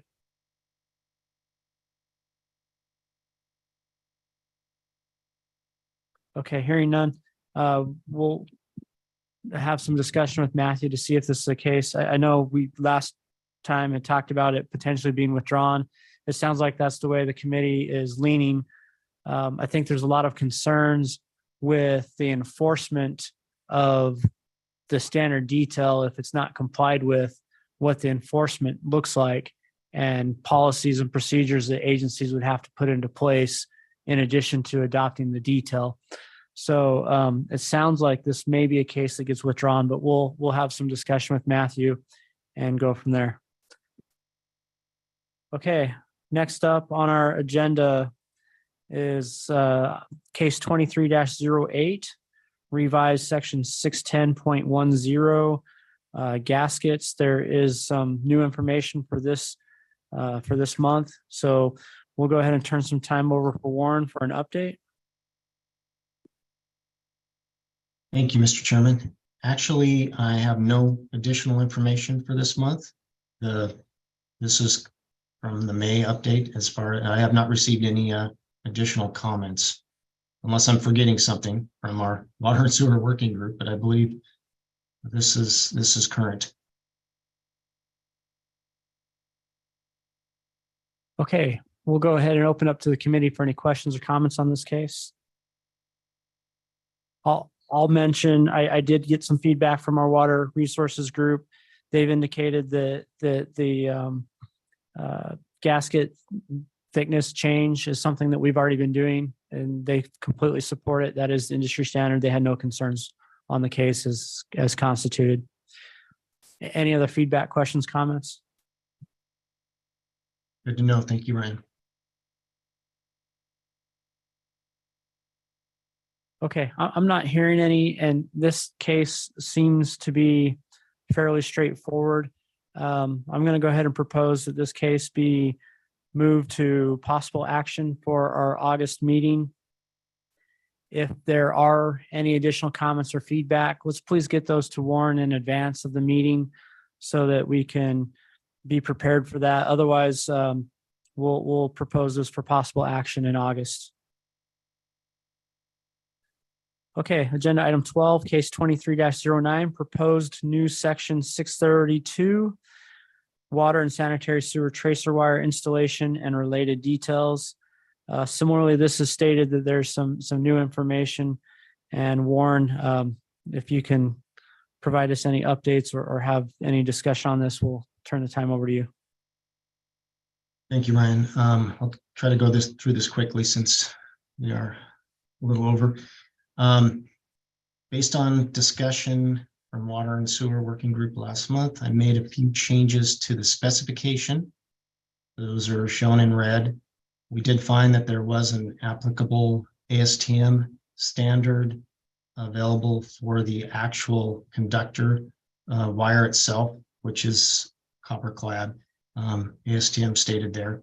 So that seemed like an easy addition I added.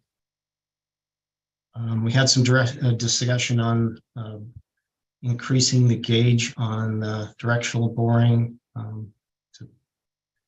based on comments from Arvid and knowledge that a better, so we changed the grade to 10 from 12 on that. Just as a side note, section 608.3, the directional boring spec currently says, I believe 14. So I'm gonna I'll talk to Arvid about that. We'll have to update that at some point too. Any comments on that before I move on?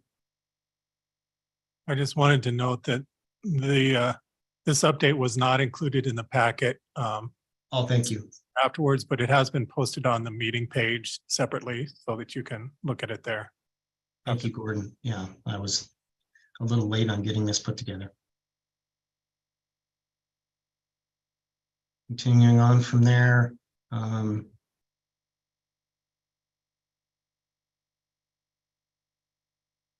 change the interval in terms of how the wire is secured to the pipe. 8-foot intervals for open trench, and then for directional boring, 4-foot.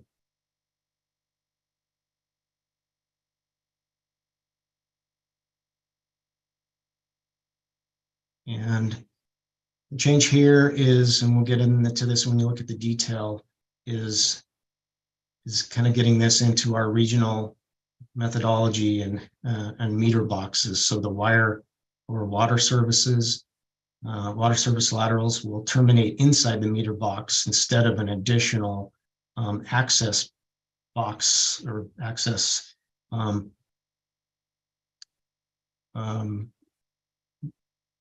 color coded outside of the box itself. So there may be some more additional changes here, but we can talk about that in the on the detail itself.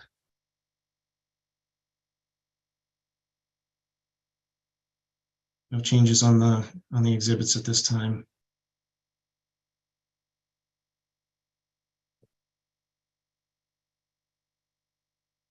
add some additional language on the tracer testing itself.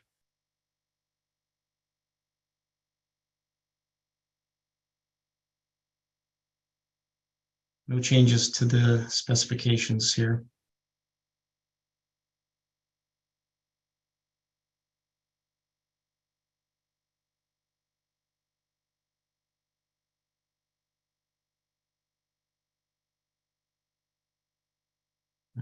No changes here.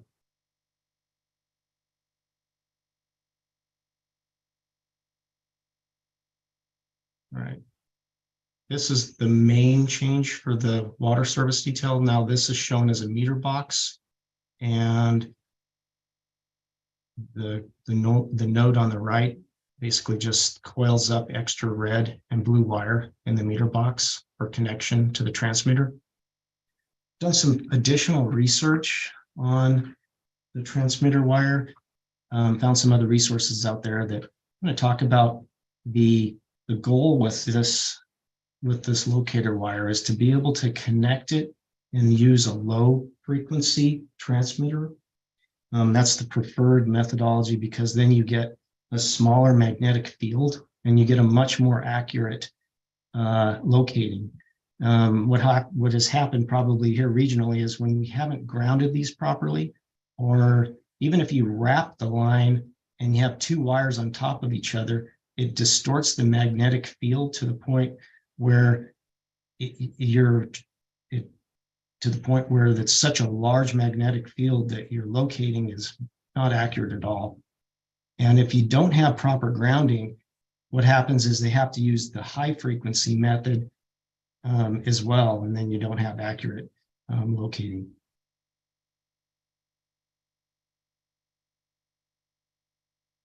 So that's a change on this one. Also changed the line types based on some feedback from Gordon, just so it would show, even though in this sense we see the red for the grounding wire and the blue for the locator wire, and likewise for the sewer, green. So that's a different line type for the red now.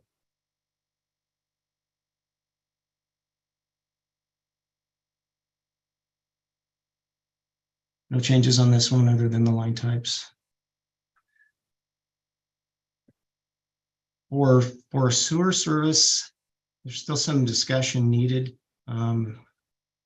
It's not like a meter box where we have the ability to pull the wires up to the surface.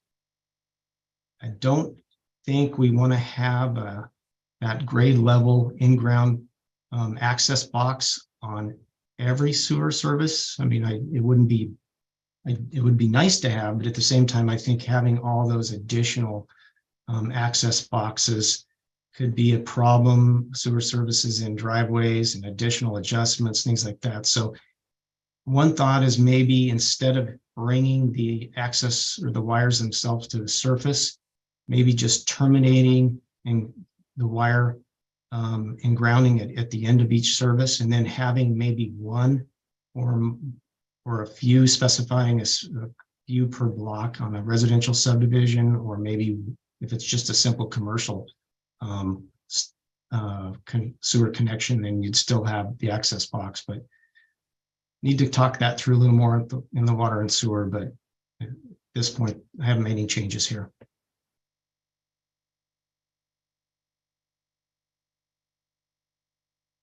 No changes on the manhole, but that's kind of what I mean on the sewer service. Maybe it's having the line just terminate as it's shown here on the sewer manhole.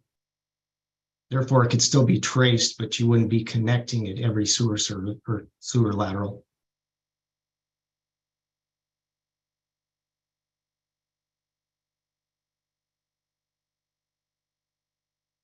So those are the main changes I've made at this point.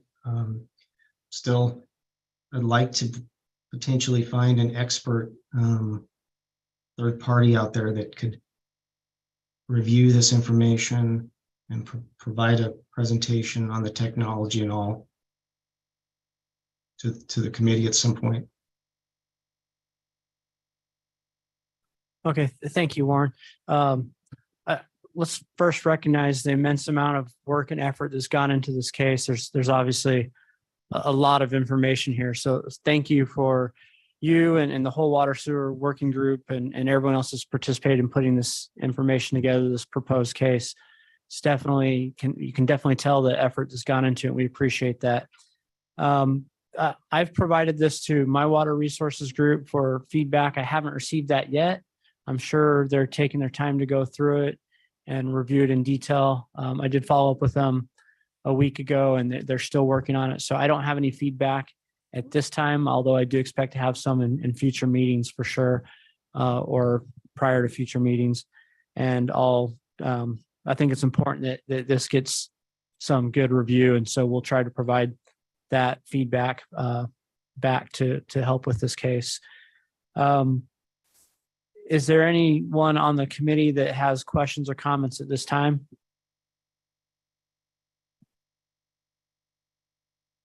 Mr. Chairman, I had one. Warren, have you talked to the Home Builders Association at all? Not yet, Dan, no. Okay. It's something we could share with them when we feel like we've got this a little further. And maybe even I was just thinking the other day, this might be a good one to share with the, what's the other group that has the utility folks that are part of you were the chair on that, Dan? Arizona Utility Coordinating Committee. Yeah, what's your thought on that? Yes, I'd be happy to take it to them.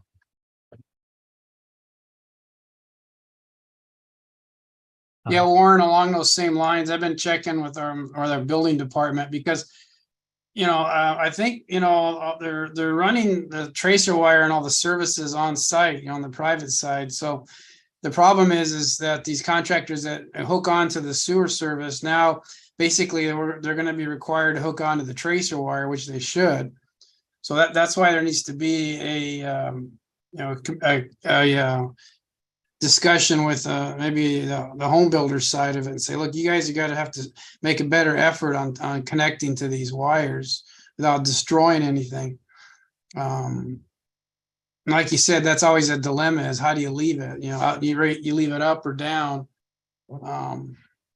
So we can talk about that more in detail in the working group, but it's posed some challenges, but I believe they're required to put the tracer wire on the services. So, we've kind of, we're taking it out of the street up to that point, and the home builders are supposed to take it, to the house now. So That's interesting you say that, Jim. I had a conversation with our building official this morning, and at first the thought was this is required in the uniform plumbing code or building code.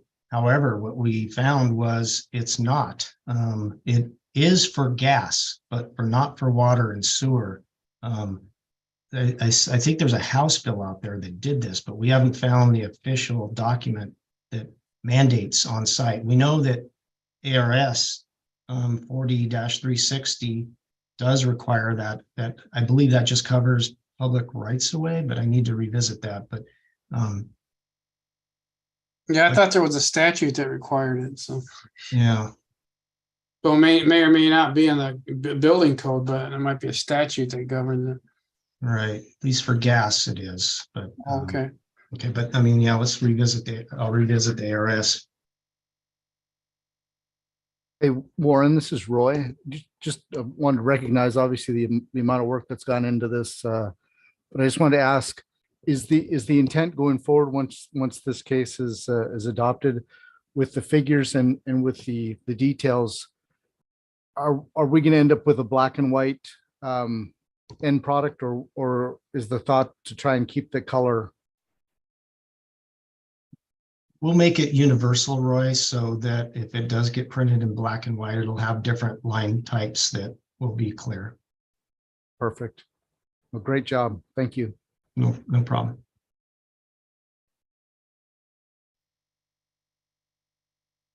Okay, any final feedback for this meeting? I anticipate this probably will get carried over, Ryan. Don't you expect?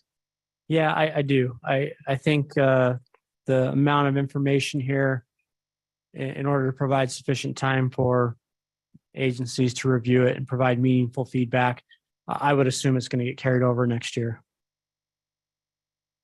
Yeah, I would agree, Warren. One other comment we brought up is we should have a requirement in here to as-built this stuff, like the grounding rods. Yep, there is a statement in the spec for that. We can, Okay.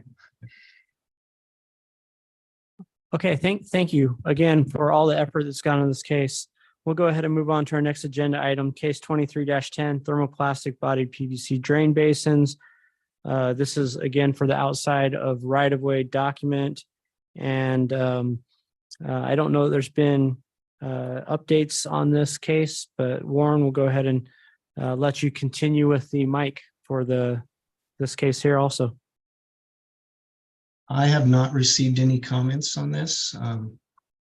We'll have to reach out to our industry rep, and I don't think he has not emailed anything that I know of. Maybe something has come up with in the outside right-of-way working group that Peter knows of, but There, as far as I know, there's been no comments received, but again, this falls, I think, under that category of items that are going to be solely in the outside right-of-way document that we want to talk about at the end of this, and this timing on those. Right, I agree. So this is a case that we'll see carried over till next year. Okay, is there any other questions, comments, or feedback from the committee at this time on the case? Okay, then we'll move to agenda item 14, case 23-11, replace fly ash with coal ash and add definitions. This was briefly talked about earlier on our Portland cement concrete and other concrete cements case, but we'll go ahead and have Jeff talk through this case, give us kind of a brief overview, and we'll go from there. Thank you, Mr. Chairman. This basically is, as we mentioned earlier, the separation of what we have talked about before and had potentially proposed for revisions to section 725. This one is related to recent changes to ASTM C618, which is the standard that governs the most common SCMs that we use on a daily basis in section 725. I put together a 2 bullet pointed item that was included in your packet that basically it talks about what we're proposing to do. As you look through the items, what we have proposed to do is add 2 new definitions that would mirror what is in the ASTM standards on coal ash and on fly ash to help clarify the 2 products. And then as we look through the MAG specifications in general, the term fly ash is used in a number of our specifications. So we've gone through each one of those and basically made the substitution of the word coal for fly. And you can see those in your packet also. Section 220 on grouted riprap and the paragraph underneath table 220-1. Cementitious material requirements may meet an approved coal ash or natural pozzolan. Oh, by the way, the definitions that we're talking about will go into section 101.2 where we have definitions of terms in the MAG standard. Section 714, same scenario, replacing in 14.2.1 under mineral filler, replacing the word fly with coal. 715, similarly 715.2.1. Under mineral filler, replacing the word fly with coal. Then in section 725 is where we have this the most often. Gordon helped me by basically taking the document that we put in and highlighting the areas where we were changing the word fly ash to coal ash throughout the standard. In the table, in the new table that we're proposing, in 725.2.1 where we make the definitions. We also put a little additional clarification there. Coal ash such as fly ash or bottom ash or natural pozzolan parentheses raw or calcine, so that we talk about the 2 different products. 725.6 under mixed designs, similar change. And then finally, last but not least, our favorite section 728 on controlled low strength materials. Under the notes under the table, note 1, again, substituting the word coal for fly. Thank you, Jeff. So this is not new information. It's just that what was previously in the first case on cement materials is being separated out into a separate case. And I think the intent there is that each case can be treated separately so that if one did not pass for some reason, the other one still could pass. Is that Yeah, absolutely. understanding? That's the correct format to put these in so that one concept would not necessarily hold up the other concept if there was a discrepancy between the two of them. One of the things that we have tried to do in the last decade, at least that I've been involved in MAG, is trying to use ASTM standards more often and trying not to put our own verbiage that we pull out of those standards, so that when those standards change, then our specifications change along with them. But unfortunately, sometimes we end up putting things into our standards that we have to go back in now once the ASTM standard is changed and do that. That's one of the reasons why I get a little nitpicky. I apologize in advance when I see things sometimes that just being careful of, make sure what you're saying here. Do you want something in a specific ASTM standard, the way it is memorialized now, or do you want it to change with the way industry standards would change? So that's pretty much what this standard is all about, is just the recent changes that were made in ASTM C618 in definition of those products. Not really the use of them or anything. It was just basically they've done some clarification on the definitions.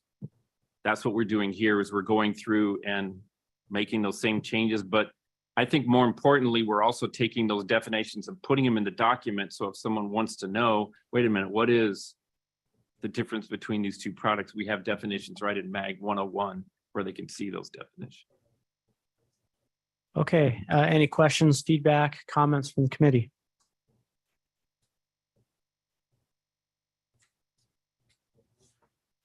I would make the same suggestion that we made on the previous case, that another month go by, if there's any additional comments, concerns, questions, or anything, but think about bringing it up for action in the September meeting. Okay, great. Thank you. I'd support that. Okay, then we'll move on to our next agenda item, case 23-12. This is our outside right-of-way document case. And this is something we discussed last month, but it is a new official case, I think, starting this month. And so, Peter, we'll go ahead and turn some time over to you. Thank you. So as we had discussed last month, and again, correspondence going back and forth, great idea by Gordon and Chairman, you getting your input for this on this. Since we really were starting to move forward with this document, at this point, we really didn't have a format. We thought, well, before we jump into a document, we should all agree on what this thing should look like, what its function and purposes were. So this case was developed to go in this year, so next year we could actually have the document for outside right away and give us a little bit of time to work out how we want this to appear and read. So the first page is really talking about what the intent of this is. The intent is to have supplemental documents to foster original content for public works project currently performed outside the right of way. LID has been the good example. Allow moving forward the current Blue Book content that is primarily outside right of way. There are some cases we've talked about in the past that really are more outside than really in the right of way. Into the more appropriate format, to migrate existing city supplements, probably as much as anything else. This is a very good reason, that are primarily for development outside the right of way that have no appropriate place in the current MAG standards. And as we talked about last time, these are a bit of the gray area.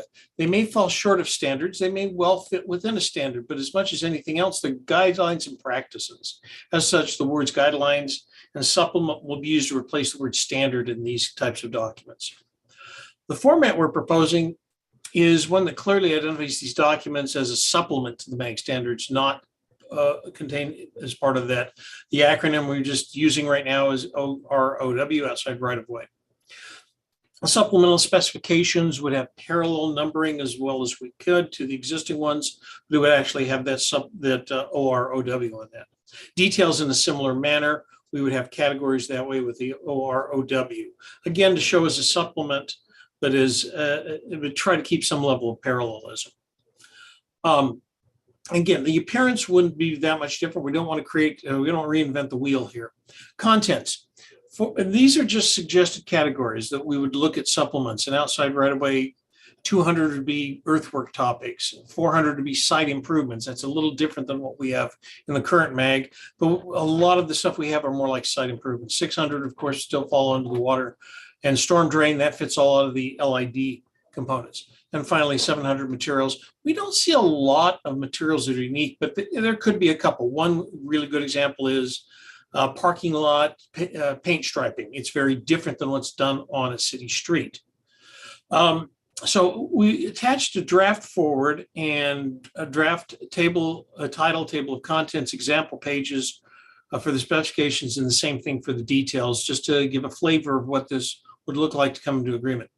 One of the things we talked about in the last outside right-of-way working meeting are some issues that this group is going to have to really focus on resolving. One would be the change management aspects. We need to make sure that changes carry through to the standards. If something is changed in one, it gets in the other. I don't see that as a huge challenge because, as was just shown on an existing one, when you change from flash to collash, there's a search component you can do that with. Revise the forward to clearly understand, to get a clear understanding what the difference between the right-of-way versus outside right-of-way is. Do we need to have a set of definitions was one question. How is this going to be rolled out and distributed? Do we do it in the same time frame that we do the MAG standards that are coming out? Do we set a different schedule for it? It doesn't need to be on it, especially if this is not going for the same approval process. So there is some potential liberties on this one that we wouldn't have. Each city or agency is going to also need to determine who's going to be responsible for these in these guidelines and practices. For example, it's been brought up a number of times, a lot of these really are in streets departments right now or water and sewer groups, but they may fall under more of a planning or development group that would be a more appropriate place that would be providing the comments and the feedback on these things. The cities may not need to adopt guidelines, but can use them as references. So these are questions that I think we need to address in the next short few months to put together and figure out how we're going to do this. Again, we could look at the attachments. Here's the draft. We've looked at this several times. It's been modified a few times. I'm not going to go through it in great detail. We've talked about it. I think I already found a duplication in there, so it probably already has to be changed. Again, a front page, if you want to call it that, what it would look like, a table of contents. These are straw men thrown into there. There's no guarantee any of these or all of these would be going in. It would just try to get a flavor for what it would look like. We can always just, main thing is let's get the sections figured out and how we'd want to do that. And then of course we did the same thing. Oh yeah, and this would be the example one. These are ones we've already got, the check dams, which is in the current case. The detail one, a very similar kind of approach where you'd have a similar appearance to it. Table of contents, again, in a similar way, looking at these sections. And then finally, an example one that we put on there, which is the vegetated rock bioswales.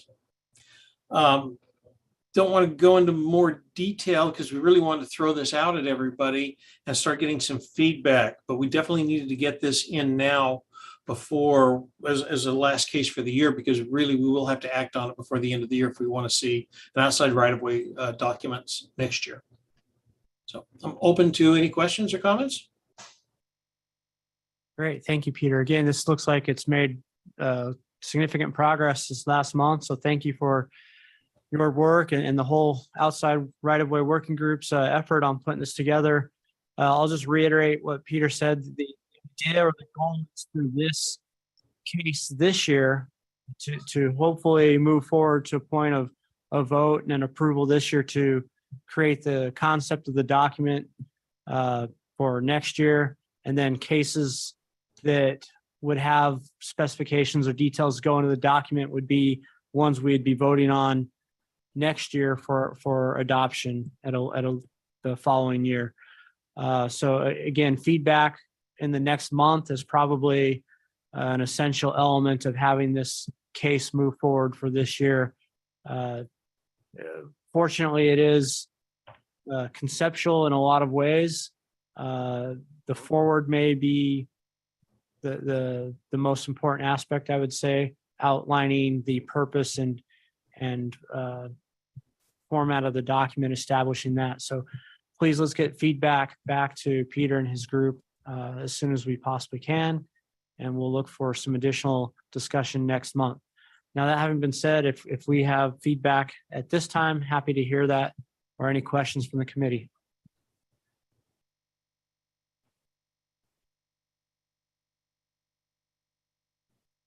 Ryan, just one comment. As Peter mentioned, I think in Peoria, this document will have to go through our site development and planning side, since they work with the private development folks. And again, I didn't know if this was something that eventually would have to maybe be looked at by ACEC or home builders again. Yeah, I think that's a great question. And I know I've been having discussions with the City of Mesa staff on this. And certainly as it stands now, the City of Mesa has a design standards manual that we've adopted, and it addresses a lot of things for development purposes that are not in the right of way. And certainly as if this document is to move forward and be adopted, the City of Mesa will have to make some decisions on whether, how we adopt our manual to reference this, to accept it, or whether we take this document and modify it as we deem necessary, similar to what we do with the standard details and standard specifications. And there'll be some initial effort up front on that. I know that's a discussion that we're having on how we would incorporate it. As it stands, we do not have anything in our standards that requires compliance with a document that doesn't exist, this document here. So for us, this document can be adopted, but by the committee, I guess, and created, but until the City of Mesa references it, it's not a document that is authorized, I guess. So that's something we'll have to do as this document comes into existence. But I think those are great questions, Dan. And I think you hit on the nail on the head on some of the real challenges here. That's why we've been trying to avoid calling these standards. These are guidelines and practices that try to create a sense of uniformity, not necessarily always force these down on when we're saying outside right of way, often these outside right of way types of developments are owned by a city. So there is a city element. There is also a private element, and the goal is not to be forcing too much on the private, but really looking at what is a good practice? What is the best practice that would be involved with all?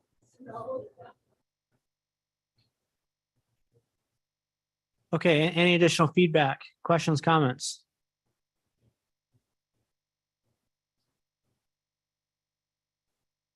Okay, all right, well, thank you. We'll look forward to any of that in the coming meetings. And again, I think that I'll just reiterate, I think that's going to be an important element to at least identify the support or the vision of this document and what it's going to look like.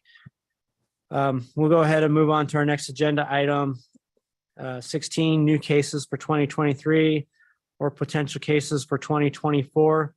In the interest of time, happy to hear if there's any cases that are intended to be proposed at this time. If they're going to be talked about as part of the working group reports, then we don't need to have those at this time, though.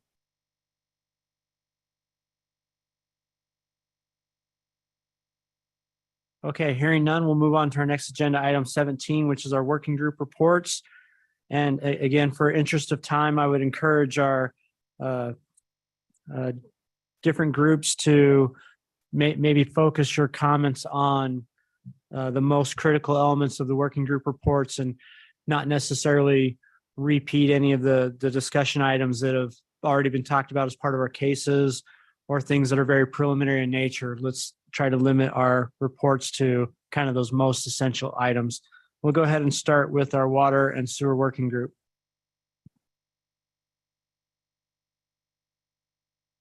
Thanks, Mr. Chairman. So we met, Water and Sewer Group met on June 20th. Basically just talked about the cases we've already talked about, 23-05 utility pothole. Spent some time on Warren's case, 2309 on the wire and ID. And some of the ones in the future year, next year might be coming up as cases, the PEX-A, alternate for services. They're still looking for a sponsor. Had a little discussion on sewer video testing that we're going to be working on, throughout the end of the year, and hopefully get something maybe presented next year on that. There's just a lot to gather on that one, and that's about it. So we're going to meet on July 18th, and I think we'll hopefully wrap up a couple of these cases so we can vote on them next month or the following month. So that was it. Thank you. Okay, thank you, Jim. Let's move on to our asphalt materials concrete working groups. Nothing additional was discussed that we haven't dealt with already in today's meeting. Thank you. Okay, and our next meeting is? The next meeting is, July 20th at 1 o'clock, and it'll be a hybrid meeting. The last meeting was virtual only. Okay, thank you, Jeff. Okay, and our outside right-of-way working group. And again, I think the largest part of our discussion was around this new document, how we want it to look. So we've gone over most of that already as you go through the meeting notes. It was the primary topic of our discussion. We did have some discussion on some of the cases that we have moving forward, but again, knowing that those probably won't press forward this year, it's probably not relevant to have to worry about going through those. I'm trying to think if there's anything else. So we had a discussion on looking at the Pima County Green Stormwater Infrastructure and Low Impact Development, looking at the document was provided by Tim of the standards and guidance documents that will give us some good ideas. Our next meeting is going to be on July 20th at 11 a.m. And again, this will be a MS Teams meeting. We're looking at the August meeting as a hybrid in-person and pizza party. All right, I think you just caught everyone's attention. Yes, I hope to. All right, thank you, Peter, appreciate it. Okay, let's go to our next agenda item, which is 18. This is our staff report. And out of all the cases we've talked about, all the agenda items today, this one is of utmost importance. I know everyone's ready to get out of here, but let's give our attention to Gordon for the staff report. I'll try to be quick. In the packet, and also sent out to all the members of the committee, as well as your management committee and intergovs at your agencies, is a solicitation letter for the vice chair position. So this is a formal posting, and we've got some due dates. Hopefully we have someone who'll step forward and volunteer.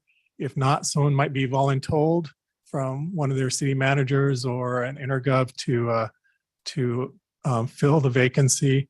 One thing I will say is if you want to step right in and take over the chair, put that on your resume and be done with it, and not have to wait around a couple of years to even get to be chair. Now's a great time to step forward.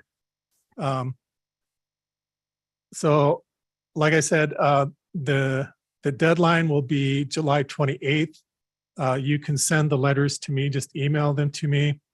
Hopefully we'll get someone and put it to the executive committee at their meeting August 14th. Again, if we don't get any letters, then we may ask someone, some of your city managers, or may put the pressure on. We'll see. The other thing I just wanted to mention real quickly, because I did get an email in an email chain of someone who is requesting access to the ASTM. MEG does provide ASTM access to all member agencies and members of the committee. So if you're new and you didn't realize that, or if you need access to ASTM standards, or other people in your group or in your department need access, let me know and I can set you up with the contact at ASTM. They do need to set your computer. They need the IP address of your computer in order to get the access. So you'll need to work directly with them, but I can help you with that. That's all I have right now, Chair. Great, thank you. And I'll note that at times when I've searched ASTMs, I just opened it up and it worked and I was amazed. I'm like, I didn't have to log in or anything. So it was fantastic. Thank you for your help with that, Gordon. Okay. We're going to kind of roll the next three agenda items here together. 18, 19, and 20. This is general discussion, requests for future agenda items, or comments from the committee. If there are any of those at this time, we'll go ahead and hear those. Okay, hearing none, we'll go ahead and adjourn. Thank you for everyone's time today. Thank you. Thanks, everyone.